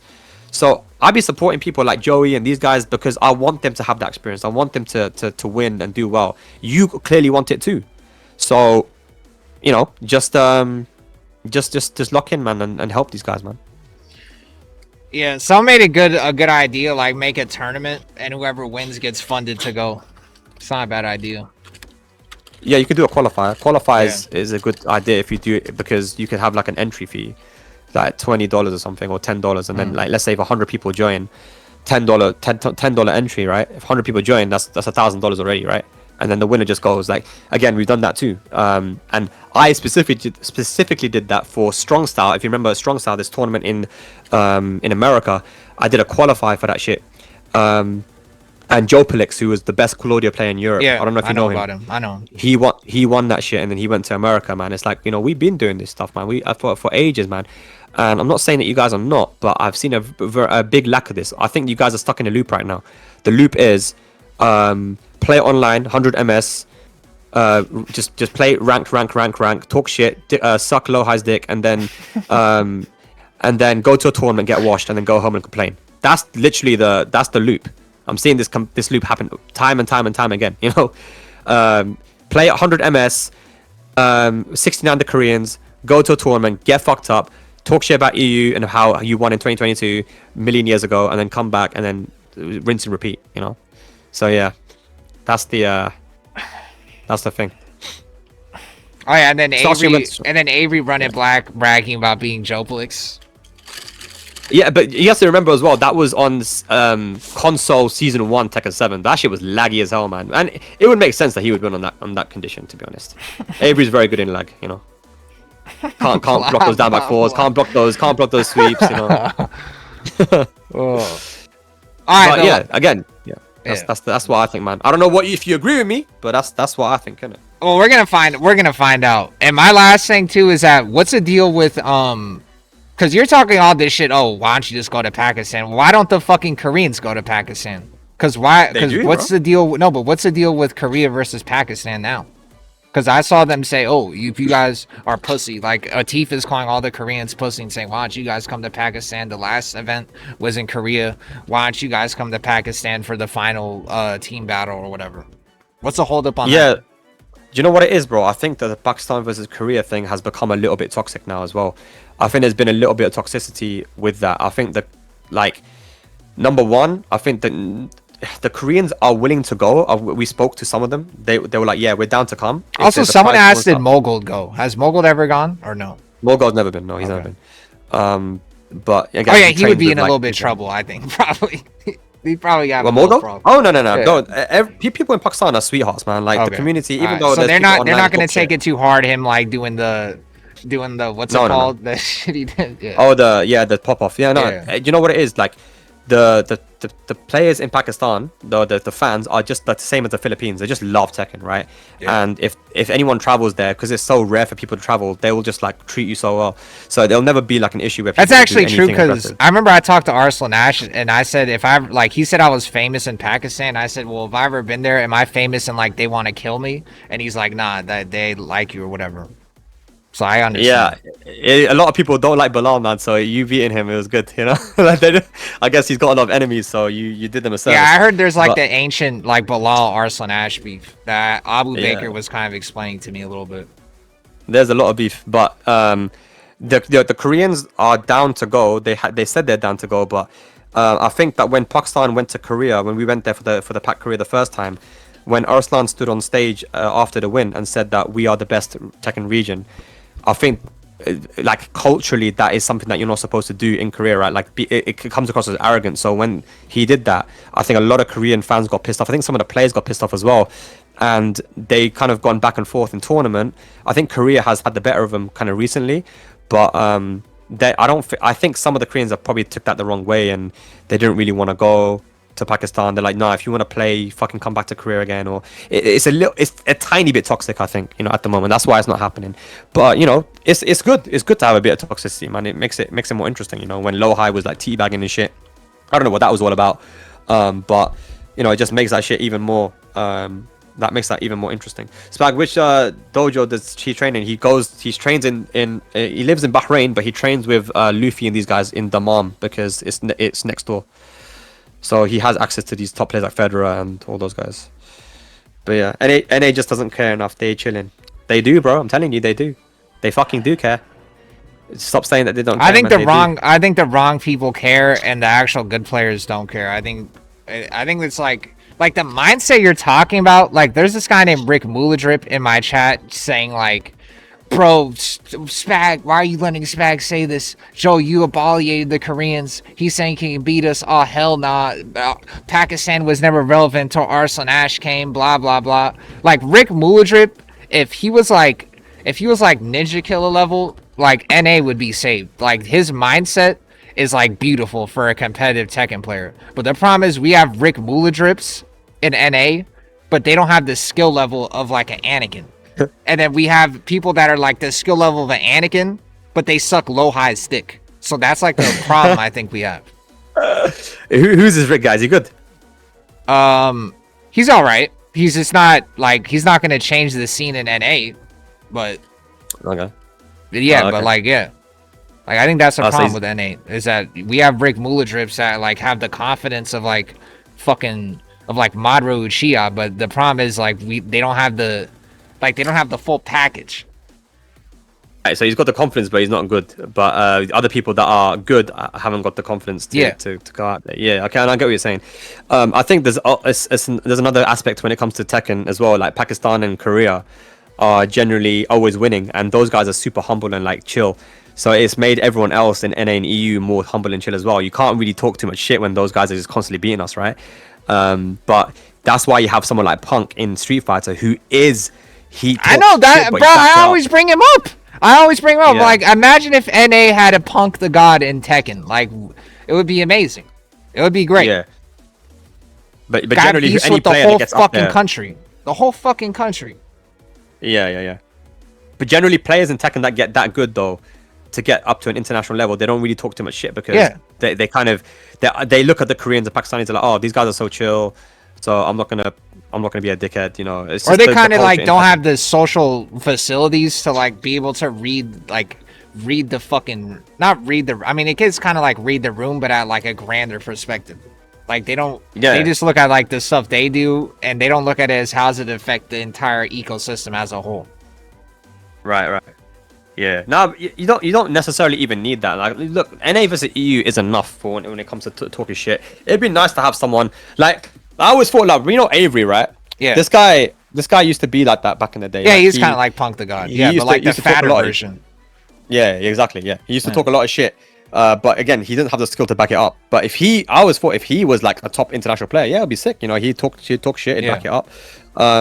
You know, I don't know how good he is now. I haven't actually watched him play for a while, but you know, if the fuck are we saying? Yeah, he used to talk a lot of shit, man. It's good. Like, not a lot of people do talk shit, right? So it's good to have someone that does. But again, you need to be at that international level where you can you know, back it up constantly, right? We're like Punk plump the God.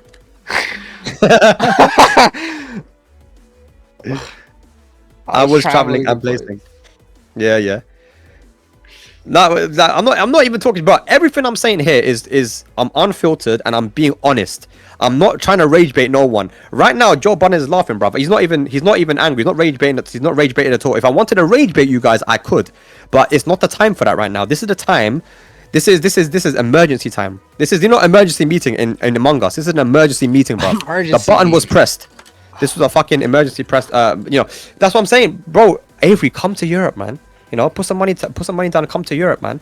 You know, because multiple of our players have fucking bent you over in this game. So you can't take that, bro. You got to come here and beat us. I said the same thing to Speakers as well, and he came to Golden Letters, and he did really well, to be fair. So I like to see more, not just Pakistan, but I like to see some of you guys come down to Europe as well, man. I want to see more like Americans come to Europe, try to, like, you know, beat us in our home turf. That'd be nice, man. It took until Tekken 8 for you guys to beat me. That's not true. That's just actually not true. It's actually not true. That's not true at all. I'm pretty sure, like, did you not play Joker? What happened when you played Joker? I'm pretty sure he beat you really badly, right? In Tekken 7. See, this is what I like, though. I like the back and forth, man. You know, this guy talks shit, but he needs to be good, bro. Otherwise, it ain't gonna work. Send him to Pakistan, man. Send this guy to Pakistan. They said if you send Avery to Pakistan, he'll eat all the food over there, or he'll eat all of Arslan's food. Bro, we got some fat fucks in Pakistan, bro. Trust me. They don't leave the country, so you don't see them often, but we do have some fat fucks there, man. We got some good food as well, man. You might get the shits like Chikarin did and you, but you know, it'll be worth it, man. It'll be worth it. Trust me, them kebabs be hitting, man. But yeah, more than that, the Tekken is good. You know, the Tekken level there is good. You're gonna get fucked up by a random 12-year-old, bro. That's the thing about that country, man. There's so many good players there. You will improve. It's impossible to not improve when you're out there. You know, imagine that you're out in Pakistan. You just come back from a dojo tournament that was 45 degrees with no AC. You just had a kebab that kind of upset your stomach. You're taking shits now that's coming out like fucking chocolate milk, and it's like, damn, like, you know, that's what makes a person a champion, bro. This is what you need, man. You get me? Yeah. And after all this, I bet you we're still only gonna have like what, King Ray Jr. at Evo France. Like that's it. Like, say that again. I said after all this, and we're still only gonna have like one NA player at Evo France. I don't understand. Yeah, I speak to King Ray Jr. And you gotta admit though too that no like it is kind of fucked up that like Shadow had been unsponsored for a while too, and that he is sponsored now, but it's not like it's not like a sponsored sending him out of the country. That would never happen in EU. Your guys' JOKA or whatever, not being like on Team Falcon or some shit. That for sure. I mean, he got dropped. JOKA got dropped. Tetsu got dropped. Daniel Mata got dropped. Like when it comes to like a tier 1 sponsor, yeah, tier 1. I can't think of anyone that's sponsored apart from Tetsu. Tetsu's got that Indian sponsor, right? But I can't think of anyone else that has. No one else is tier 1. Even Tibetano. Tibetano has the Gladiators one, right? But and they're a good team, to be fair. But I mean, I don't know how long his contract's going to last for now, and he got very lucky with that contract, to be fair. And because he qualified for EWC, they re-signed him. But yeah, there's not many. Trust me, there's not many like really solid. Like, where's Richie's sponsor, for example, right? Ilias, is he sponsored? I don't think he is. I thought he had a sponsor that started with a B or something. Maybe that was last year though. Oh no, that was last year. They were tier 1, but he ain't got them no more. So a lot of our guys, and this is what's going to happen with EWC. If EWC's contract finishes this year, right? If this is the last Tekken 8 in the EWC, next year, if it's not on, all those sponsors that we even had are going to be gone. And the only one that's going to stay is Mirage. Right now, I'm just going to say it. Mirage is the only sponsor right now that is actually like giving people salary and sending people to tournaments the way that a tier 1 sponsor does. And we don't give a fuck about EWC. We're like grassroots, you know. Yeah. Mirage is going to be like the only remaining sponsor with a couple of other sponsors, bro. And there's going to be a bunch of emails of people asking us to sponsor them. That's what I think is going to happen. If EWC goes, then, bruv, there's. It seems like dark fucking days for everything if EWC goes. Yeah, like, bruv, like, it's going to happen. And bro, if EWC goes, what's going to happen, man? These guys have all gotten used to these tier 1 sponsors paying them $5,000 a month. I'm not going to tell you who it is. I know one person that was getting $10,000 a month on salary. It 10K. Definitely wasn't an American player, EU player. I know that for a fact. It wasn't. Yeah. I'm telling you, one person got 10K a month. So how can you go from that to just getting a sponsor that wants to send you to tournaments and give you maybe 500 a month? Yeah. You know, we haven't got the money for that in the FGC in Tekken. But once EWC is gone, it's gonna burst this massive bubble, and then people are gonna be like, oh fuck, all these guys that were sponsored by tier 1 teams are gonna want to keep that money, but you can't get that money, you know. Yeah. So it's scary times happening at the moment with EWC. I'm hoping that it's going to stay, and EWC will be on next time as well, next year. But we're not on ENC. And if you look at the viewership for EWC last year, it was bottom 6 viewed games of all. For Tekken was bottom 6. Yeah, the rest of the games were like. Wait, so are you saying the contract's up for your Tekken for EWC or the entirety of EWC? No, EWC is staying. Okay. And you're saying the contract for Tekken is up. Yeah, the contract for Tekken, I believe, is it's gonna finish this year, and they might re-sign again. You never know. It might have been one of those situations where it's like, let's revisit it and see if you can re-sign. But if you got to think about it, right? There's the SNK, which is owned by Saudi Arabia. That's always gonna have a spot at EWC, right? And then Street Fighter is never leaving EWC. That shit is too big, right? Way too big. And then you got what else you got? I mean. Yeah, we got 2 games guaranteed to be fighting games that are in ENC. Why would they add Tekken in? The only reason would be because it's the biggest game in Saudi Arabia competitively. like one of the biggest. You know, Tekken has a big scene in Saudi. So look, if EWC goes, then even King Ray Jr.'s contract and these other contracts are gonna go, and we're gonna go back to how it was in Tekken Tag 2 and early Tekken 7. So what I'm saying is, back then what we had to do is we had to come as a community to support people, because you know, let's say if people, like, I remember there was a guy, his name is Onijin. I don't know if, I'm sure people in the chat know him, right? So this guy, he's a Kazuya player, lives in New York. Well, he used to live in New York. He lives in Japan now, right? Very good player, actually, top Kazuya player. And he worked for Google. This guy made bread. He makes a lot of money, right? And he would actually like help support people as well. You know, he supported Pakistanis. He supported like some of the American guys as well. I'm saying that if there's people that can support, you know, the community has to get together. There was a guy too. You probably know him. His name was AV130. That guy, I remember, used to donate a lot to a lot of like Tekken players and like the tournaments and stuff. And that guy like disappeared. Oh, he's gone now. I mean, I met him in Korea. I haven't seen him. I haven't seen him anywhere. Yeah, I mean, maybe he's busy. I don't know. But yeah, he's cool. He's donated to me as well. He's a really helpful guy. But you can't rely on those people either. But if everyone gets together, NA has a big scene, right? If the local communities get together, I don't know where JAKEMAN is from, like what state he's from. But California, he's same local as me. Like in he's same. Okay. Yeah. Oh, SoCal. Okay, so the SoCal community, right? You guys seem to have like a nice, like a pretty active scene. I see there's a lot of. I be following your local sometimes, and I see that it's more active than even the UK, to be honest. So you got a lot of people. Foundry, than AYORICHIE's local Foundry. He always talks about that shit like it's fucking Korea or some shit. It's in Birmingham. I haven't actually been to it before, but I think it's near Birmingham, and it's not got that many people that go to it. But in SoCal, you guys have always had a healthy scene. Even now that Rip isn't really involved, he used to run that shit back in the day. But now you still got people turning up. Like if you guys say, look, we're gonna do a Chains of Fate monthly, and this one it's gonna be $20 sign up, right? And the winner is gonna be sent to a tournament, to a major. Like we've done this before. Like I've done this before in you guys do that with Evo too. Yeah, we do it with Evo. We do it for Evo Japan. We've done it. So we say, okay, look, $20 entry. Let's say 80 people sign up, and that's 20 times 80. So that's like well over $1,000, right? And all of a sudden, so you got 1.5K. Winner gets sent to a tournament. That's more than enough money to send someone somewhere. So yeah, I don't know. Stuff like that. And even if no one signs up, man, like you can still pull money together if you actually care enough about someone that the way that the Netherlands scene cared about Ilias, the way that the Australians give a fuck about Yagami. Bro, they were dick riding Yagami more than fucking Tone dick rides Lowhigh, bro. It was crazy.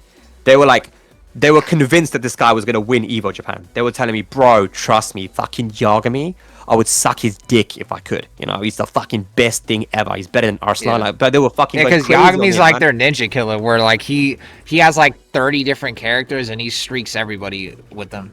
Like he's fucking yeah. He's that guy. Yeah, he's like he just wins. Apparently he got like GOD 4 or something, or he got top 8 out of tournament with special style. Like this guy's crazy, you know. So they support him. And if you guys have someone like that, like JAKEMAN, maybe someone else, then yeah, maybe, man.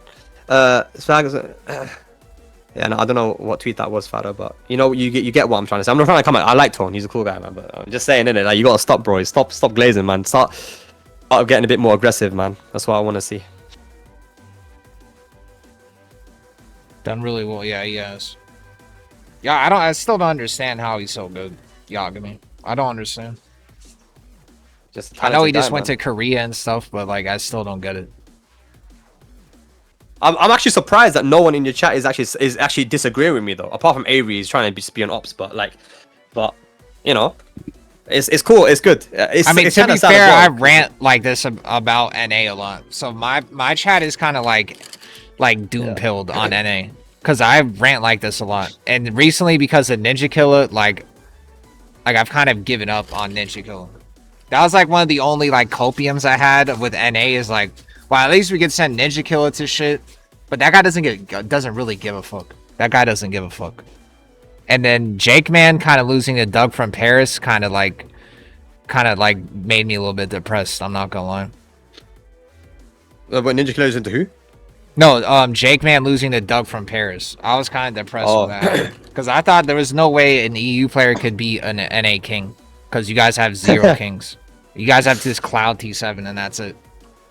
Bruv, when I was telling you, when I wasn't talking shit, bro. There's multiple people in Europe that would beat that guy, and like no one. Yeah, JAKEMAN. There's multiple people in EU that could beat that guy. Like that's Doug, right? Doug from Paris is one of our, like, he's fundamentally very strong, right? But no one in America even had him on his radar, and look what he did. But if Strog started traveling, you know, that guy's much better. You know, I'm not saying not much better, but he's better, right? He's the best Steve that we have. I saw HAKUSONATA in real time, like, rob the fuck out of like 1 million Japanese and Koreans at Evo Japan. Oh, really? And those guys are like all nerfed, the Russians, because they can't go. Like, I was talking to them, they can't go anywhere except for some reason they're only allowed to go to Evo Japan, but they can't go anywhere else. Well, not for some reason, but like the visa shit. Yeah. So there's like a lot of players in EU that are just at that crazy level, right? And they haven't got a chance to go out. You know, like I say, Stack from Denmark, I really rate him. Top league player. Richie is one. You know Richie very well. I think he's always got potential. I think Neon K. You know, he's fucking. Yeah, I noticed with Neon K online, he does insane online, but he hasn't had any like breakout tournaments in Tekken 8. I remember him in Tekken 7, but in Tekken 8, I don't think so. Yeah, he does very well locally, but I think he gets too stressed internationally. He just needs more experience. He's still young, right? So what I'm saying is, I'm not really clued up on all the top EU online guys right now, but there's people like it's not surprising to me that Doug beat JAKEMAN, because fundamentally they're the same level, right? But I think you guys maybe propped him up a bit too much, and this idea that we don't have kings, we might not have kings like that level that you guys have, but we still have kings, man, and all kings play like morons anyway, right? So it's all the same shit, man. It's all fucking 3-2-2 into mix up, and then muscle armor and fucking throws and shit. And you know, if you know the matchup, you know the matchup. So yeah, JAKEMAN's good, but we don't have a lot of kings. But the guys at the top in Europe, they know the matchup, right? So yeah, and your jacks are dangerous though, for sure. We don't have any jacks. We've got a couple, which I think that if Joe Crush did come to Europe, you know, he'd do pretty well if he came consistently. But a guy does not come to Europe. I don't understand it. I would Evo France, Joe Crush. I would love for that. I would love Evo France, Joe Crush. Yeah, I would love for that too. But what's he doing? He's collecting money from all these tournaments locally, but he's not. I don't know what his personal life is saying, what he's doing personally. But you know, but he needs to put in his own money if that's the case, right? If his sponsor's not going to help him, he needs to put in his own money to start going to these tournaments, man. That create the story yourself. Create your own story where you can go and, you know, fuck up all these people. Imagine if he came to one of our biggest majors and he won it, you know, like the shit that he would say. It would be amazing, you know, it'd be so cool. Like the same way that, you know, in season 2, Shadow and King Ray Jr. came first and second at Brussels Challenge, right? Like, yeah, it was the beginning of season 2, so it was kind of new game, but I mean, no excuses. They came first and second, so it's cool. They had bragging rights there, and everyone came at me, and it was like perfect. I was really happy when I saw that. I'm like, this is great. And then Kay started saying, no, I wasn't there. Joker was like, I wasn't there. And it just created this beef again, and then we started slowly getting back into NA versus EU. But it's not going to happen if you guys keep on getting fucked up. And as much as Avery will say that EU sucks, like, he doesn't really believe it. Deep down inside, he's bent over already. I can see it, bro. He knows EU's better than them, and he's just going to say it because he wants to say it. He's like getting a little bit agitated, I think, but he knows that EU is stronger. I think you know, everyone knows. But you know, it might not always be that way. And then whenever this NA versus EU thing happens again, if it happens, it's gonna be big, man. But you guys gotta get good first, man. We're going to Pakistan. I'm going to Pakistan, and we're finding somebody. We're finding somebody, and his name is not gonna be NINJAKILLA. Fuck that guy. Fuck that guy. I'm done with the NINJAKILLA stuff. I can't, like, I honestly, like, what do you think about this guy? Like, how the like, why is this guy not robbed, like, at least Ulsan or something? I always say this in my stream, like, how the fuck did NINJAKILLA, has he not robbed, like, a tier 1 Korean or Pakistani, but somehow I fucking have beaten Ulsan in a tournament, even though it was, like, not a major tournament? NINJAKILLA, like, I don't get it. He's not had enough opportunities to play versus these guys. That's the thing. And I hate excuses sometimes. I know he lost to a Victor. I forgot which one it was now. But everyone was like, "Oh yeah, he doesn't know the Victor matchup." And blah, that was blah, blah, Mayo blah. I'm pretty sure. Mayo beat Jack recently. But I'm talking about last I think year. the first time he played Jack and then he beat him the first game, then Mayo switched to Victor. Oh really? Yeah. Okay, so he's lost a victim multiple times. Yeah, then. and the same player too, male ill twice. He clearly has the potential to beat these guys, but a lot of people do. That's the thing that people are missing out on. Luffy beat Ulsan in Tiger Uppercut. And I also think him beating Kudons is not that, like, I'm not riding home with, oh, our best player in America could beat a washed version of Kudons. I don't give a fuck about that. Like, even Super Akuma beat Kudons. I mean, yeah, a lot of people have beaten Kudons, to be fair. In this game. And, yeah, in this game. Like, he plays kind of crazy, and, you know, this game, beating someone in the first two in this game isn't like, oh, yeah, you outplayed them, you're the best. Like, it's just, that's how it is. Anyone can lose. Arslan's lost, and ATIF's lost, and, you know, it's normal. But NINJAKILLA, the reason he just hasn't had enough opportunity to travel, I think if he goes more, he travels more for Tekken, then eventually he's going to have a really good placement. He just doesn't go to enough tournaments, right? You can't just go to 2 tournaments per year and say, cool, man, I'm going to win. Like, no, you need to go as much as King Ray Jr. does. Like, travel to all these tournaments, and then eventually you're going to have one good placement. Look at Gosain last year. Look at Fergus last year, right? They didn't win every tournament, but, you know, Gosain had that crazy run in the Ivory Coast where he basically should have beat the John. Oh, Fergus got top where he got robbed, He got robbed by the wall. And Fergus got top 3 at Evo France, and then he got top 8 at Tiger Uppercut to qualify for the finals. Like, if you go to enough tournaments, you will, you know, get your opportunity on the big stage. NINJAKILLA is solid enough, clearly, to do that. But then so are other NA players. But if you're telling me that this guy doesn't give a fuck, and if even that's what it seems like, bro. That's what it seems like to me.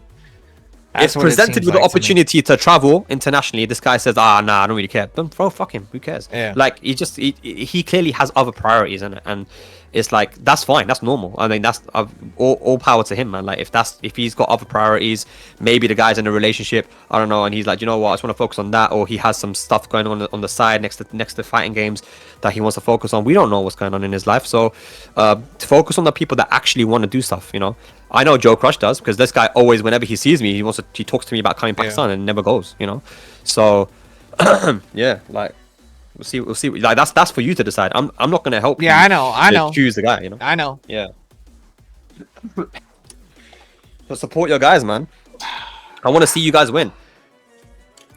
The sad part is that I actually believe this guy. But the thing is though, is that you might be thinking Spag is rage baiting, but at the end of the day, that even if it sounds like he's rage baiting, he's actually not, because at the end of the day, it still benefits him and the EU scene for NA to be good. Because if EU beats NA and we're ass, it doesn't mean much. But if EU beats NA and NA is actually good again, then they could really, like, start bragging and shit about that. So that's why Spag is, like, LARPing right now, that he's, like, an NA supporter, because he has to, like, fatten up the cow or whatever before he slaughters it. But little does Spag know that we're sending, we're gonna send Joe Crush to Pakistan. Little does he know. Yeah. Okay, good. I want to see that, man. Send the guy there for a couple of weeks, or send someone and support your guys to go to some tournaments as well. You know, even if they're not sponsored, you do a lot of good stuff on your stream when it comes to beef sets and raising money for that shit. So raise some money, maybe do a beef set, and the winner fucking goes to Pakistan, man. Like, like, you know what I'm saying? Yeah. Instead of just giving the guy the money, say, listen, man, we're gonna raise some money, and we're gonna get 2 very strong players. Whoever the fuck wins this shit, whoever wins this shit is going to go to all expenses paid trip to fucking Korea or Pakistan, you know. And that's it. And yeah, like, I see what you guys are saying in the chat about, like, okay, he smashed this, that, the other. Bro, it doesn't matter. This is the game. You have to accept what the game is. Like, there was a long time where I wasn't accepting what the game was, and I was pissed because I'm like, oh, it should be more like Tekken 7. Bro, you just gotta accept what it is now. It ain't gonna change. This is the game. So, you know, just accept what it is and find a way to get these guys to leave the country, because Americans historically have never left the country. But you know who did? The OG guys, man. Just Frame James, Rip. Yeah, someone was bringing up Just Frame James went to, like, Saudi a long time ago and beat someone named EM. I don't know who that guy is, but I'm guessing he's like a Saudi legend. No, he went to Dubai and beat iMusician in the... Oh, iMusician. Oh yeah, I heard about that. That was a tournament that I organized. It was 2019 Dubai, and there was a ton of Japanese players, ton of Koreans, and then Just Frame James randomly came down himself, right, on his own money, and then he played the Yoshi mirror against iMusician and fucked him up 2-0. You know, like, those are the kind of things that can happen if you guys travel. And Just Frame James, he's beaten Knee multiple times as well in tournament, in Tekken 6. Rip, you know, he's beating people. You know, NYCFAB, GM, Anakin, Incognito, all these guys, bro, they put their own money into travel, because in Tag 2 there was no sponsors, there was nothing but passion. I used to travel to tournaments on my own money. I was a student, you know, like there was never this esports money like there is now. So the excuse of, oh, no sponsors, there's, you know, that doesn't work. I mean, it doesn't really work for me, because for me, I've seen people traveling before any of this shit even happened, before we had any of these sponsors. And I'm saying this, I'm taking my time here just to say this to you guys, because I'm not LARPing, I genuinely want to see you guys actually get good. And yeah, for the reasons why you mentioned as well, but because it's important for the rivalry, for the NA versus EU rivalry, that, you know, you guys start getting some wins over us. Like, let's say someone qualifies at Evo, let's say, I don't know, fucking King Ray Jr. qualifies at Evo, and then he goes to EWC and fucks up the Europeans, and, you know, there can be a back and forth. You know, that's what's needed, you know. Otherwise, it's not going to be fun if NA keeps on getting fucked up, and then you guys just see, I don't know, Low-High and all these other Koreans winning and being like, yeah, we're going to take that. Oh, this guy's actually American. No, I don't like, I chill with Low-High a lot, but I just don't like the way. Spag hates Low-High more than me. If I get, yeah, I do, yeah. But no, just like, I don't like how it's like, bruv, everyone is saying stuff like, oh, yeah, but this guy's honorary NA. No, he's not, bruv. That guy's fucking Korean, man. Just, you know, and there's NA and that's it. There's NA and Korea and EU, bruv. There's no honorary nothing, you know. I'm not gonna say CBM is honorary UK because he's lived there for a few years, man. Like, nah, like, just, yeah. I hate that shit, man. Just be competitive and go win. And if you know, if I'm saying bruv that much, it means I'm pissed. I'm actually not happy. I'll bet at Tekken, bruv. Yeah, man. But I'm glad you guys took it. I'm glad you guys took my advice seriously. Shout outs to Avery for not being good at Tekken, but still and doing for his being thing. fat too. Yeah. Really fat. I do hope he comes to Pakistan though, man. It would be nice. You're welcome to come Pakistan anytime, Avery. I'll show you around the hoods, man. I'll make sure to keep you safe, man. Don't worry about. I got the number of the American embassy. If anything goes down as well, man, I can call him up for you. You'll be fine. Don't worry about it. We need to invade Pakistan, Joe. Buns will be our guide. Listen, she ain't gonna protect you from nothing, man. She can't even protect herself in America, man. Promising Putin is over. Yeah, and for Avery, you need like a really big, like obese bodyguard to block the shots for him. I don't think anyone's gonna be shooting Avery, man. Unless he does the impossible and actually beats a Pakistani in tournament. That yeah, he throws a controller at him too. Yeah. Ship me out to Pakistan. Why would I do that, bro? Just because I'm giving you guys advice. Do you think I'm actually gonna like put my own money in to help you guys? I'm not doing that. I'm just. Oh no, you're sending Joey Fury. You're sending Joey Fury to Pakistan. Yeah, but he's not really like American though. Oh, he's an honorary EU. He's honorary. Not even honorary, man. Like, you know, he told me that his family's originally from Estonia. So, look at this guy, Joey Fury, jumping ship. Yeah. Like he's ethnically Estonian, so like, you know, he's European. You know, I complimented your commentary one comment breaker. That's because my commentary's good, bro.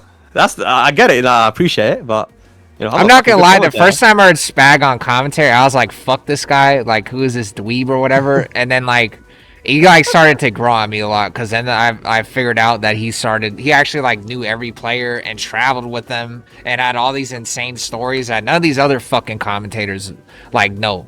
Like, these other commentators are not friends with the actual players. This guy actually is. Yeah, so this guy actually secretly does fucking give blowjobs to Low-High too. He probably knows like his favorite food too. Oh, not Low-High. I know some other players, not him. He knows Joker's I'll give blowjobs to other players. Yeah, you know Joker's favorite food for sure. You know that's because he's a fat prick, man. That guy eats a lot, man. Like, that's different. Also, you need to tell Joker to slick his hair back again. Did you ever tell him to do that? Because I tried to tell him to do that at a tournament, and he said, if you pay me, I'll do it. Yeah, he's gone for the side part thing. Yeah, he needs to. I told him already. I said, you need to go back to your slick. Yeah, I know. Like, I'm like, bro, he had so much aura when he did that. Why is he doing this fucking... Like, he looks literally just like Chop Khan. Like, he needs to, like, put this shit back, bro. Like, why are people confusing you with him? they did that, to be fair, even when he had his slip back hair anyway. So they were confusing him. When he had his slip back hair. They just looked very similar. But yeah, nah, I don't know. I think Joker's done with competing in this game, man. I think it's not a game that suited him. Season 2 was rough as well. I noticed like after that Pakistani tournament, it was kind of like his results are were okay, but not for like Joker level, like not Joker level good. Yeah, nah, he's So I understood why.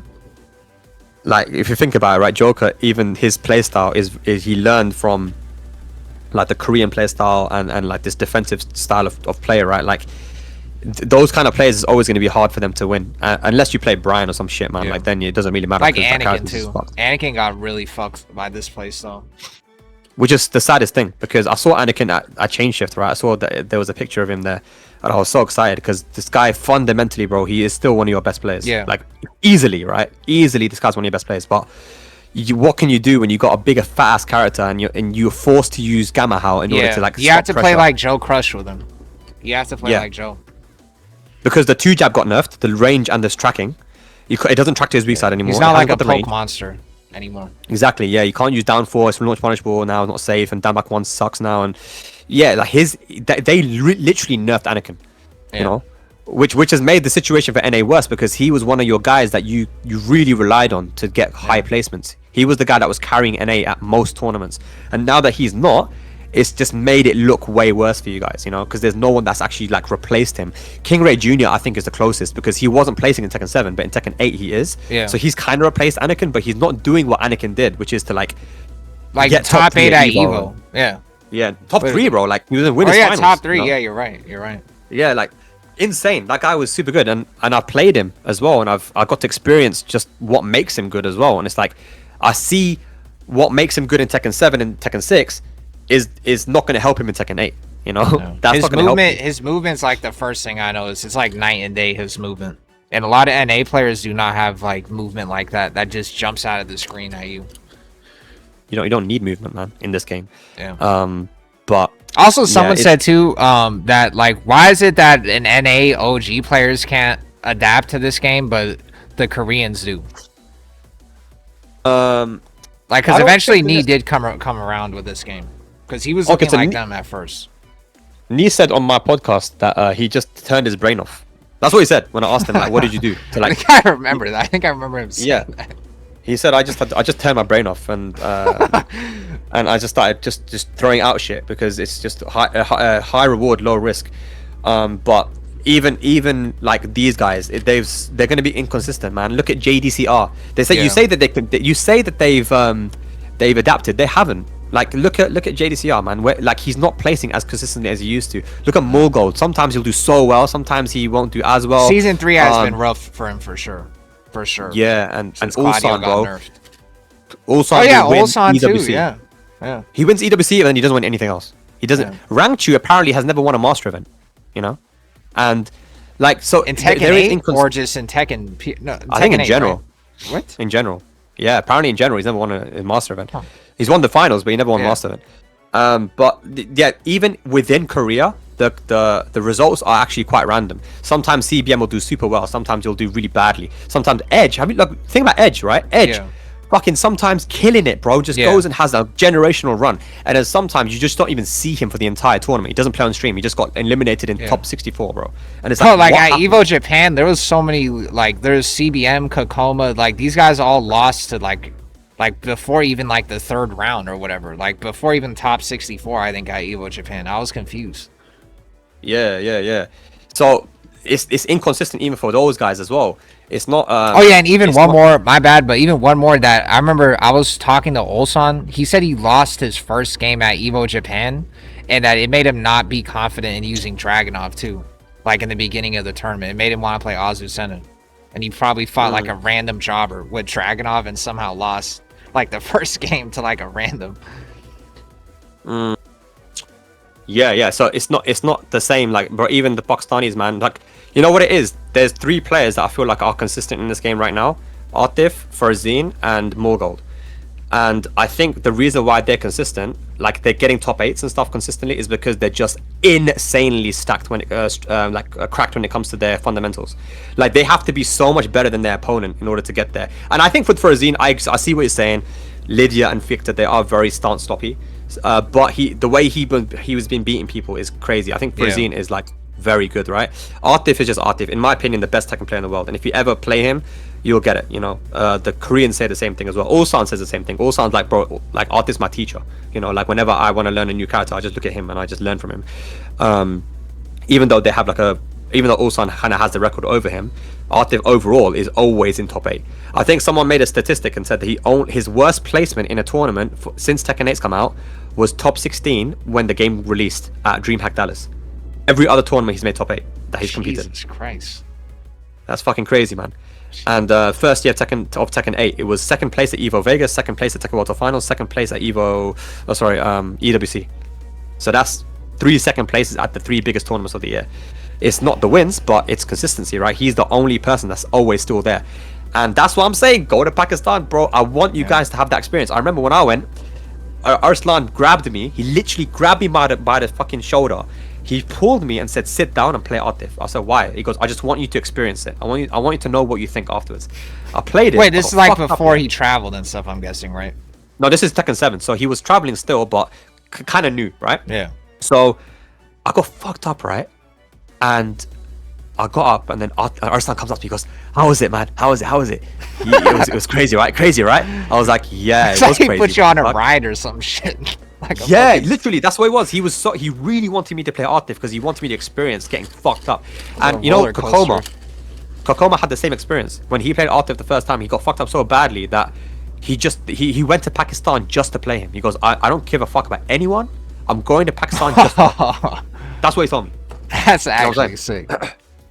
So that's the thing, man. Like, I want you guys to experience that as well, because it is a generational experience when you get fucked up by that guy. The way he plays Tekken is insane, man. It's crazy. It's so aggressive. It's like perfect almost, man. He gets nervous sometimes in tournaments, but yeah, I think that those are the only guys that are consistent. Everyone else, even the Koreans, even some of the goats, man, like me, bro. Like, these guys are not consistent. This game can't allow for consistency, in my opinion. I remember CBM used to be like, at least at the end of Tekken 7, top 8 almost every major top 8 with like Noctis and stuff. And then in this game, like, it's been insanely rough for him. Yeah, because I think he had Noctis, and he kind of figured out a Noctis in the end, right? And the character kind of suited him very well. He figured out a new game style. And actually COVID, because after his mum passed away in 2019, I remember it was a very rough year for him. Then in 2020, during COVID, he just locked in, man. He just started like playing so much and improved dramatically. And then, you know, by the time he figured out Noctis as well, like Noctis is actually, if you think about it, Noctis was bullshit, bro. That was a bullshit character.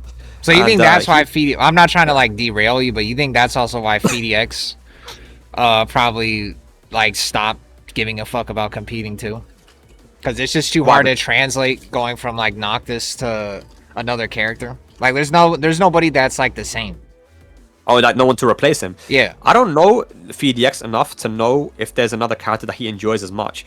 But I think FIDX does care about the game. There definitely is not. Yeah, I don't. Well, I guess not. But FIDX is definitely like now more of a content creator than anything. You know, I think that's probably been the #1 thing that's kept him down from competing, because you got to think about it now, right? Same as Aris. For Aris to even if Aris wanted to commentate, for him to go to a tournament to commentate, right? He's losing money from not streaming.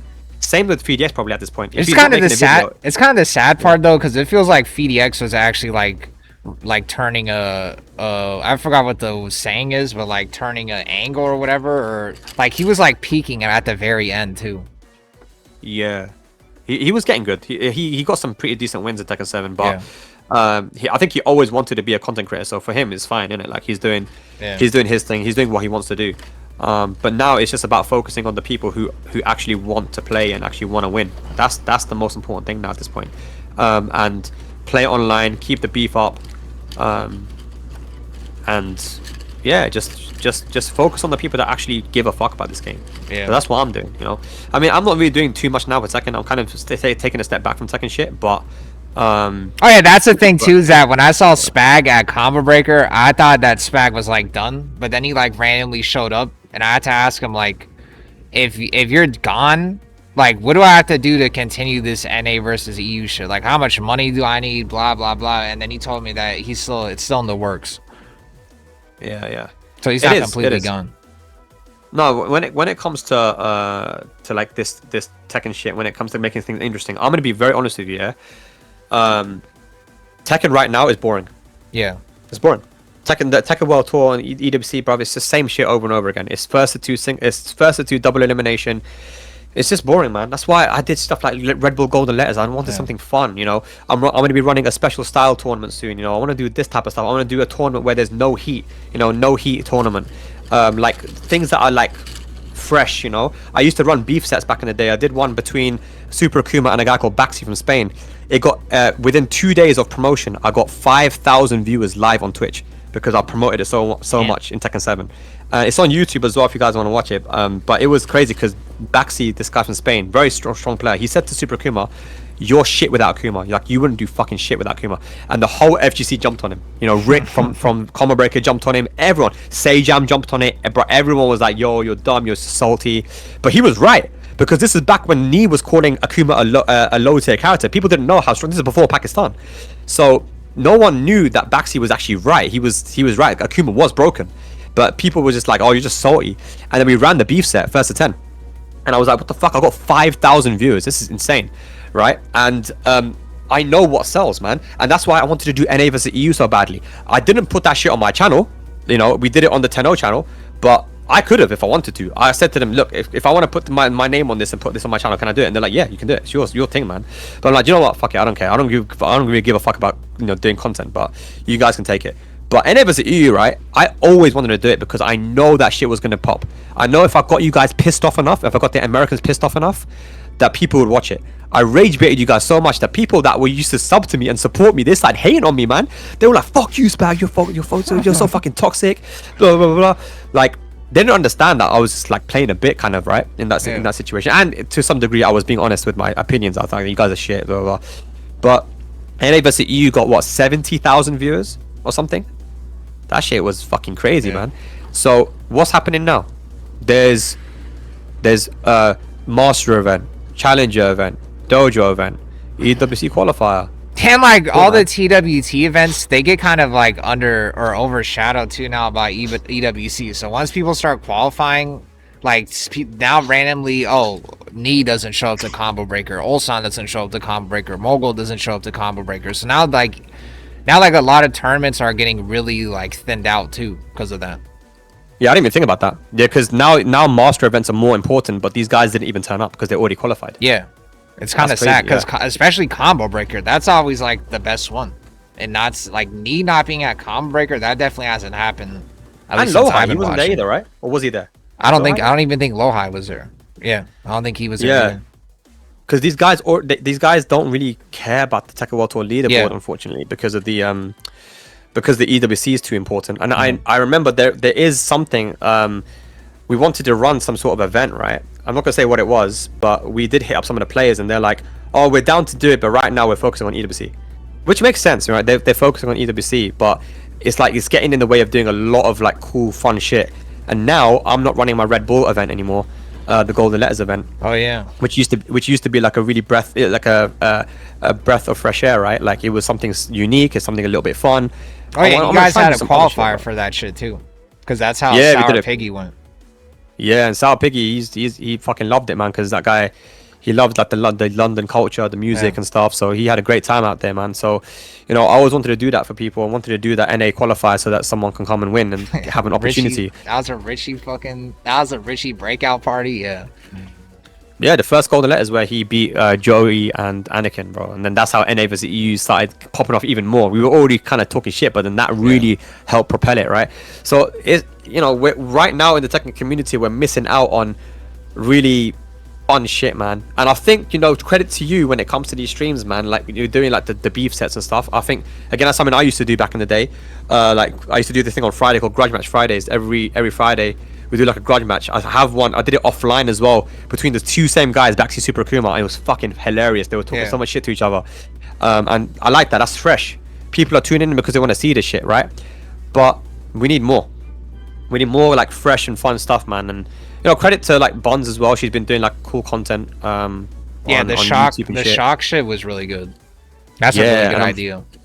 Exactly, and I'm thinking about doing maybe like a tournament with that as well. Yeah, like I was thinking that too, a tournament or a money match of somebody doing the shock or something like. Yeah, that'd be fucked. A money match, that'd be sick. Yeah. But you have to do it offline. I think offline would be actually you could do it online too. To be honest, if you get them to wear it properly, because it can be controlled and they have to remotely. like swear. They have to swear they're not lying or something. They have to have a Bible next to them.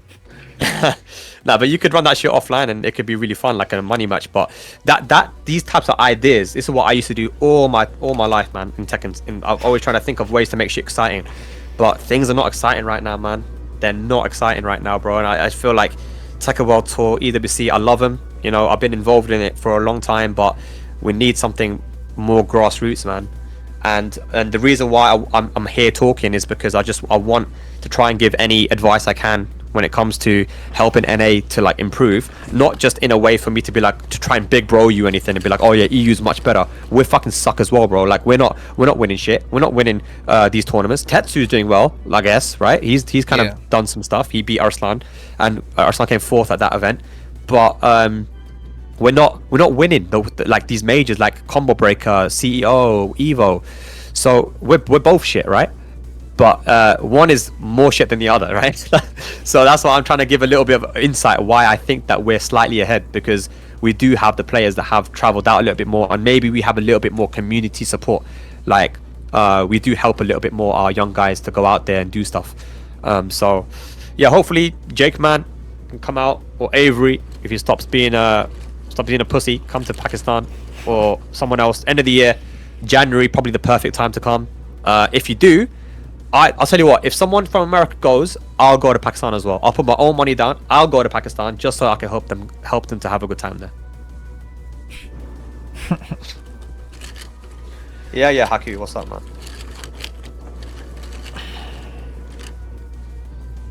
Yeah, Joe, if you go in Jan like that around that time, I'll come. Okay, I will come. Because you can't go there on your own, right? You need someone to be there with you. I'll make sure that I'm there. And we're not sending Joe. Why'd you walk around with that dog shit on his head? Are you talking about his hair? Yeah.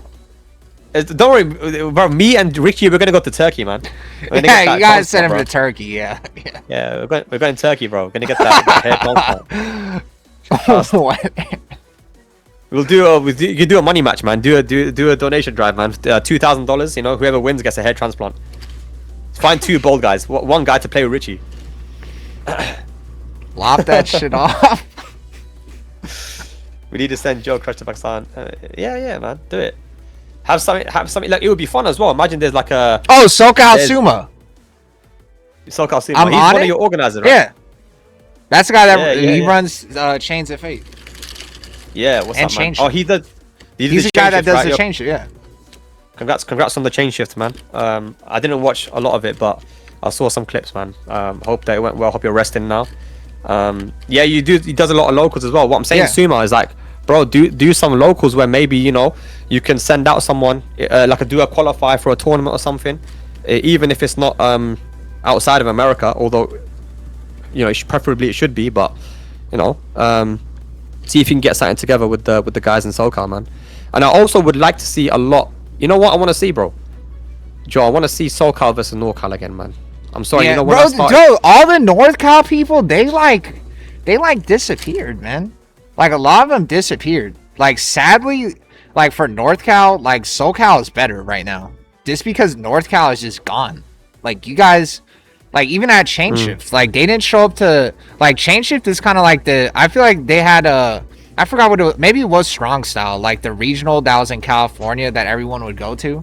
That's kind of like CHAINSHIFT now. And there was like Peeling that didn't show up. Tommy P, like Jimmy J Trans, like illegitimate son, he didn't show up because he doesn't really care about the game. Like, there wasn't a lot of NorthCal people that showed up, sadly. Okay. Those guys are like kind of not tapped into the game for some reason. That rivalry would be really good, man. And if people are not tapped in, you got to give them a reason to tap in, man. You know, like SoCal, NORCal rivalry used to be a thing. Yeah. I remember, you know, it was Rip, Just Frame James, and these guys were in SoCal.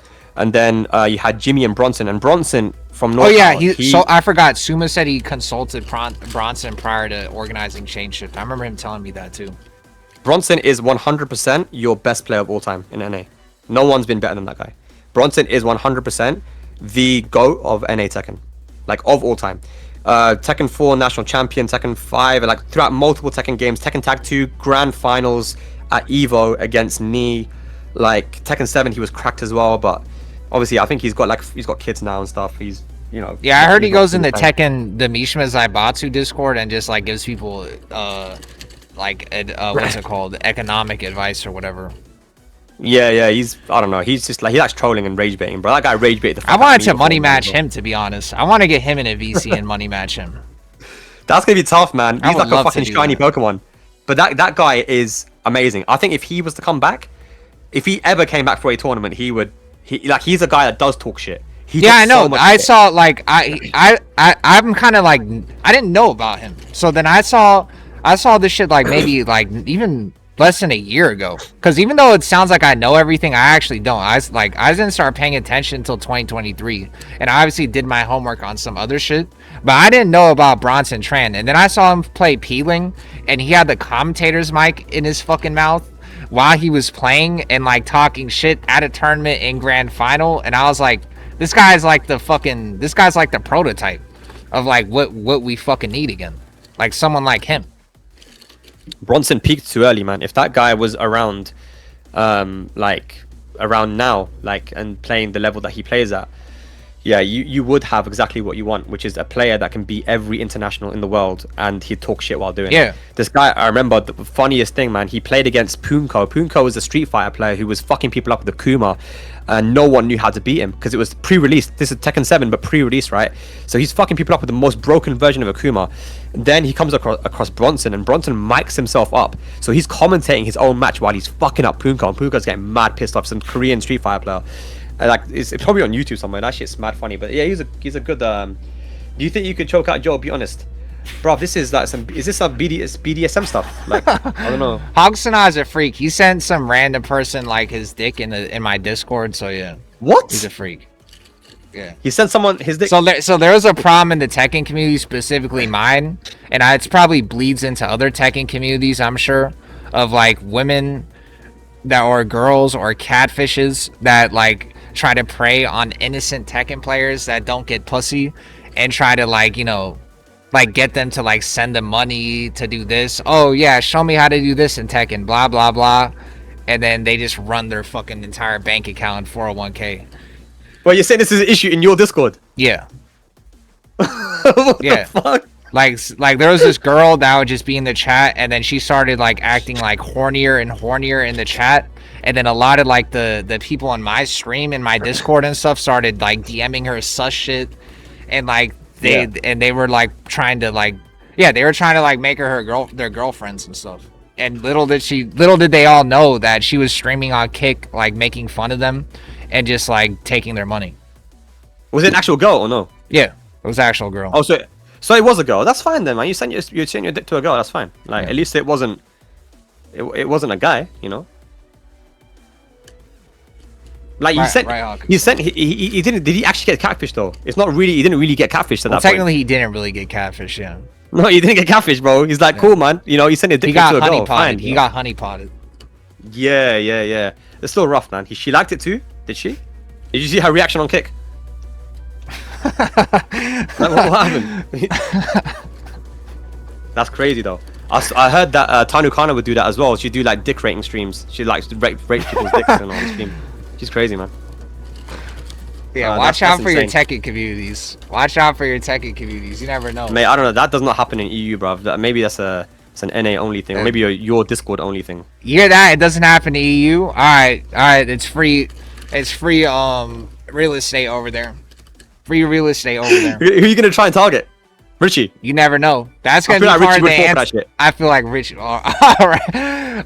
That's gonna be the anti-NA versus EU tech. Is that we're gonna start sending like prostitutes to EU, and you guys are all gonna get fucked. Mate, we just started the Cold War, bro. The Tekken Cold War, bruv. Yeah. NA versus EU. Don't eat any pizzas that get sent to your hotel rooms. Damn, bro. And Joe Budden also told that he appreciates that she's one of the nice chatters because she's thanked Joe for streaming, by the way. Oh, so you fell for it as well? I didn't send dick. I didn't send anything. You thought about it, all right? You thought about it. I did not think about it. I did not think about it. Not true. Not true. My red light detectors were already going off. Oh, really? Yeah. Like when I'm around Buns, like my red light detectors go off. I'm like, what are you doing? Yeah, she's a bit sus. And there's not a lot of girls in the Tekken community, to be fair. And you know, I'm the one that fucking discovered Buns, bruv. I'm the one that brought her into this community, man. I saw her stream, and I was like, bruv, this girl is like kind of weird, but I think she's got. I was like, I think she's kind of funny though. Like, I think that she would do well in the Tekken community. She was playing Tekken. I remember it was like a second day playing Tekken or something. So I was like, cool, I'll coach you, right? So I coached her, and then I told her you should go offline, go to your locals, try and meet people. And now she's like big part of the community, you know. People, a lot of people are like. So it wasn't because I always thought Avery like showed her how to be a degenerate, but I guess she was always like this. She was always a freak, even when you found her. Where's the girl who studied biochemistry? Which girl? What was her name? Spag knows how to find talent for you. I do. I know how to find talent, man. Like, she's doing content now, and the content's doing well. I don't know, and she's the NINJAKILLA, there, the NINJAKILLA interaction went triple platinum too. Everybody. Oh yeah, I knew. She's quite clippable, right? So I knew that if I can. Wait, you orchestrated that? No. I clipped it and I put it on Twitter, but I knew it would blow up, but I didn't think it would blow up in like the way that it did. People were starting getting salty and shit. They're like, "Oh, this is so disrespectful. This is like, I think it's just weird. People are parasocial. They don't understand like banter and shit. But yeah. MG, are you talking about Chow Mein? Is that who you're talking about? I don't know if you're talking about her, the one that was from America. Yeah, that was my ex, bro. She's gone, man. She's long gone. She's long gone. Yeah.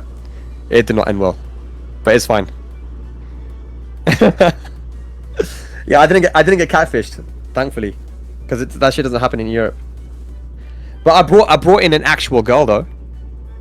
I brought in an actual girl into your scene, so you guys can have fun, man. That's not bad. No, I mean like. That's gonna have fun. That's not bad. No, I mean like you can enjoy the presence of a female, you know. This is like the EU Trojan horse. Buns is the EU Trojan horse. Spag sent Buns. Spag sent Buns to NA to fucking what's it called, to fuck us. It's over. Trojan horse. Enjoy the presence of a female that talks like a boy. I think HAKUSONATA would like that. He likes WNBA players a lot, so I think he would like that. Haku, don't do that, bro. Don't be sending your dick to random girls, man. Yeah, don't be doing that, Haku. Yeah, don't do that, bro. Don't do that. You want to go to Pakistan, bro. Like, yeah. Come on. They don't like that shit over there. I mean, they do, but you still don't do it, man. Don't do that shit, bro. You guys gonna have fun? Yeah, someone's gonna clip that. Someone's gonna put that on.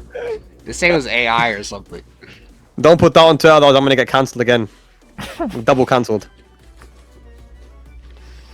And Buns to Pakistan. She's going to Pakistan. Jesus Christ. Oh, we actually have to listen to Spag for advice on how NA gets better. The sad part is this is probably gonna work too. Someone's gonna get sent to Pakistan. Someone's gonna get sent. Yeah, I think so. But look, Buns is going to Pakistan. Maybe she'll randomly just get cracked at the game there. You never know. But if you're relying on her to win, that's dark days for USA. I want to come and play some of you guys as well. I don't really like play too much, but I wanna gauge like the level of Europe of USA. So when I come to like offline, when I come to USA again for a major, I don't know when I'm gonna come, but I definitely want to play you. I was actually planning to come to Evo this time, but I'm not gonna come now. But whenever I do come, I actually want to set up like games with people, because I want to see how good you guys are, because I'm still playing at a pretty decently high level right now, in Europe. So I'm not sure what the I played you guys a lot in Tekken 7, you know, so I had a really good like gauge on how strong people were, and it helped me with my commentary as well. So if I play some of the new school guys that you think is really good, like yourself, and this other guy, Mega Clinton or whoever the fuck, like all these guys, I want to play them so I can see how good they are, you know. Even so we're gonna money match, right? Me and you? Yeah, we can do it. Let's do it. Okay.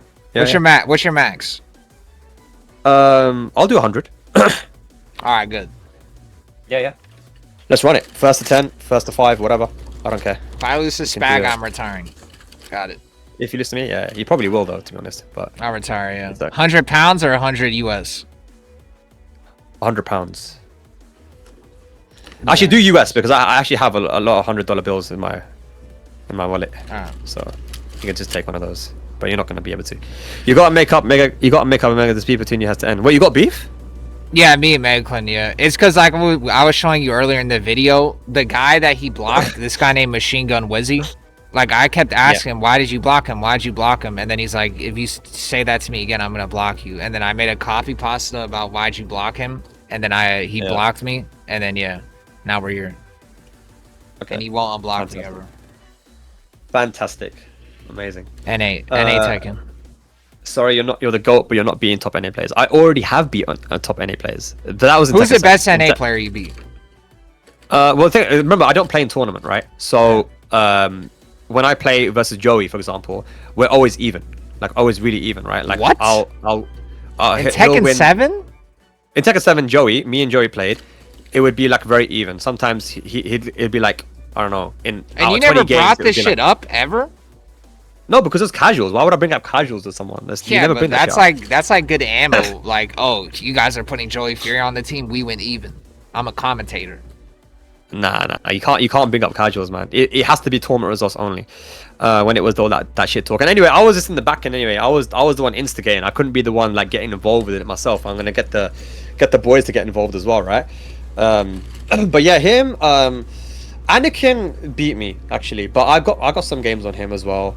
He was sick. His timing was amazing with his jack. And I got really close to beating him in tournament in Malta, but I fucked up my combo. Anakin? Who else have I played? Anakin, yeah.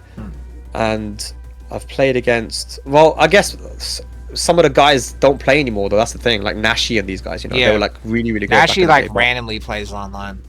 I don't see him in tournaments. Yeah, I don't actually remember now how many. I played Cuddle, but I beat her badly, but she didn't play Elisa. That's the thing. What, she played Link? No, she played Claudio against me. I guess she wanted to warm up or something, and we played in France, and I beat her. But I never played her Ling or her Elisa, which are her main two characters. Yeah. And she's really good, obviously. Yeah. So yeah, I don't know. I played versus people. Like I've probably played versus way more as well. I just don't remember. I played Avery as well in casuals. Like, you know, what happened. How did that go? You actually beat him? It went well. It went well for me. Really? Yeah. And yeah. I've played your guys, man. You can just ask them about it. You know, you don't have to ask. I will say that I did remember hearing that you gave like Zafina tech or something to like Joka, or you would actually like be a sparring partner for Zafina, I think. Oh yeah, no. In online, Go Sane, Joka, me, we used to train together a lot. Yeah. Yeah, Zafina, I basically taught them the entire matchup because no one really played in that character in Europe, so I picked her up and yeah. But yeah, Tekken 8 would be a lot more difficult, I feel like, for me to, because I'm a very Tekken 7 based kind of player, right? I'm not defensive and shit, but I'm learning to be more of a dickhead now, more of a moron, so it's helping me. Yeah. But yeah, I want to play you as well because I don't know, you seem like you're fun to play against. Yeah, we're gonna see how you deal with dick jab spam. Down back to specifically. I did the Zafina hop kick, man. That shitty 20 frame hop kick. Yeah, but wait till you get hit with the second hit of the down back 2-1 and then it like floats you out of midair. Oh, okay. I played some guy, I forgot his name now, but he wanted to beat me in Combo Breaker because he's like, look, I want to record this because I want to beat the guy who talks shit about NA. I'm like, okay, cool. Fucking washed him. I think a lot of people don't know that I'm actually good. Do you know who's that guy? Who was the guy? Do you know who he was? I don't know, but it's this guy that wears glasses. I don't know what his name is. But he talks a lot. He talks a lot of shit, you know. But he plays Victor, I think. I don't know, but yeah, I beat him as well. I can't break out. I wish I played more people when I was out there, man. But it's fine. Whatever, man. Anyway, you guys got the advice from me. I don't want to hear no more excuses. I don't want to see no more 69 in the Koreans. I don't want to hear none of that, bro. You know what needs to be happening. If it doesn't happen now, if you guys don't get good now, then there's actually no hope, you know. So do the thing. W advice, yes. Thanks for having me on the stream, bro. Yeah, no problem. I'm gonna go. Yeah, do your thing, man. Yeah, safe. Take care, guys. Bye bye.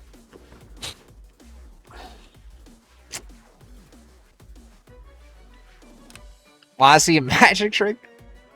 What is the fucking time, bro? Holy shit, that was long. After like, I feel like 2 hours ago, I was like, all right, let me say like the last thing and let this guy go, and then just like kept going.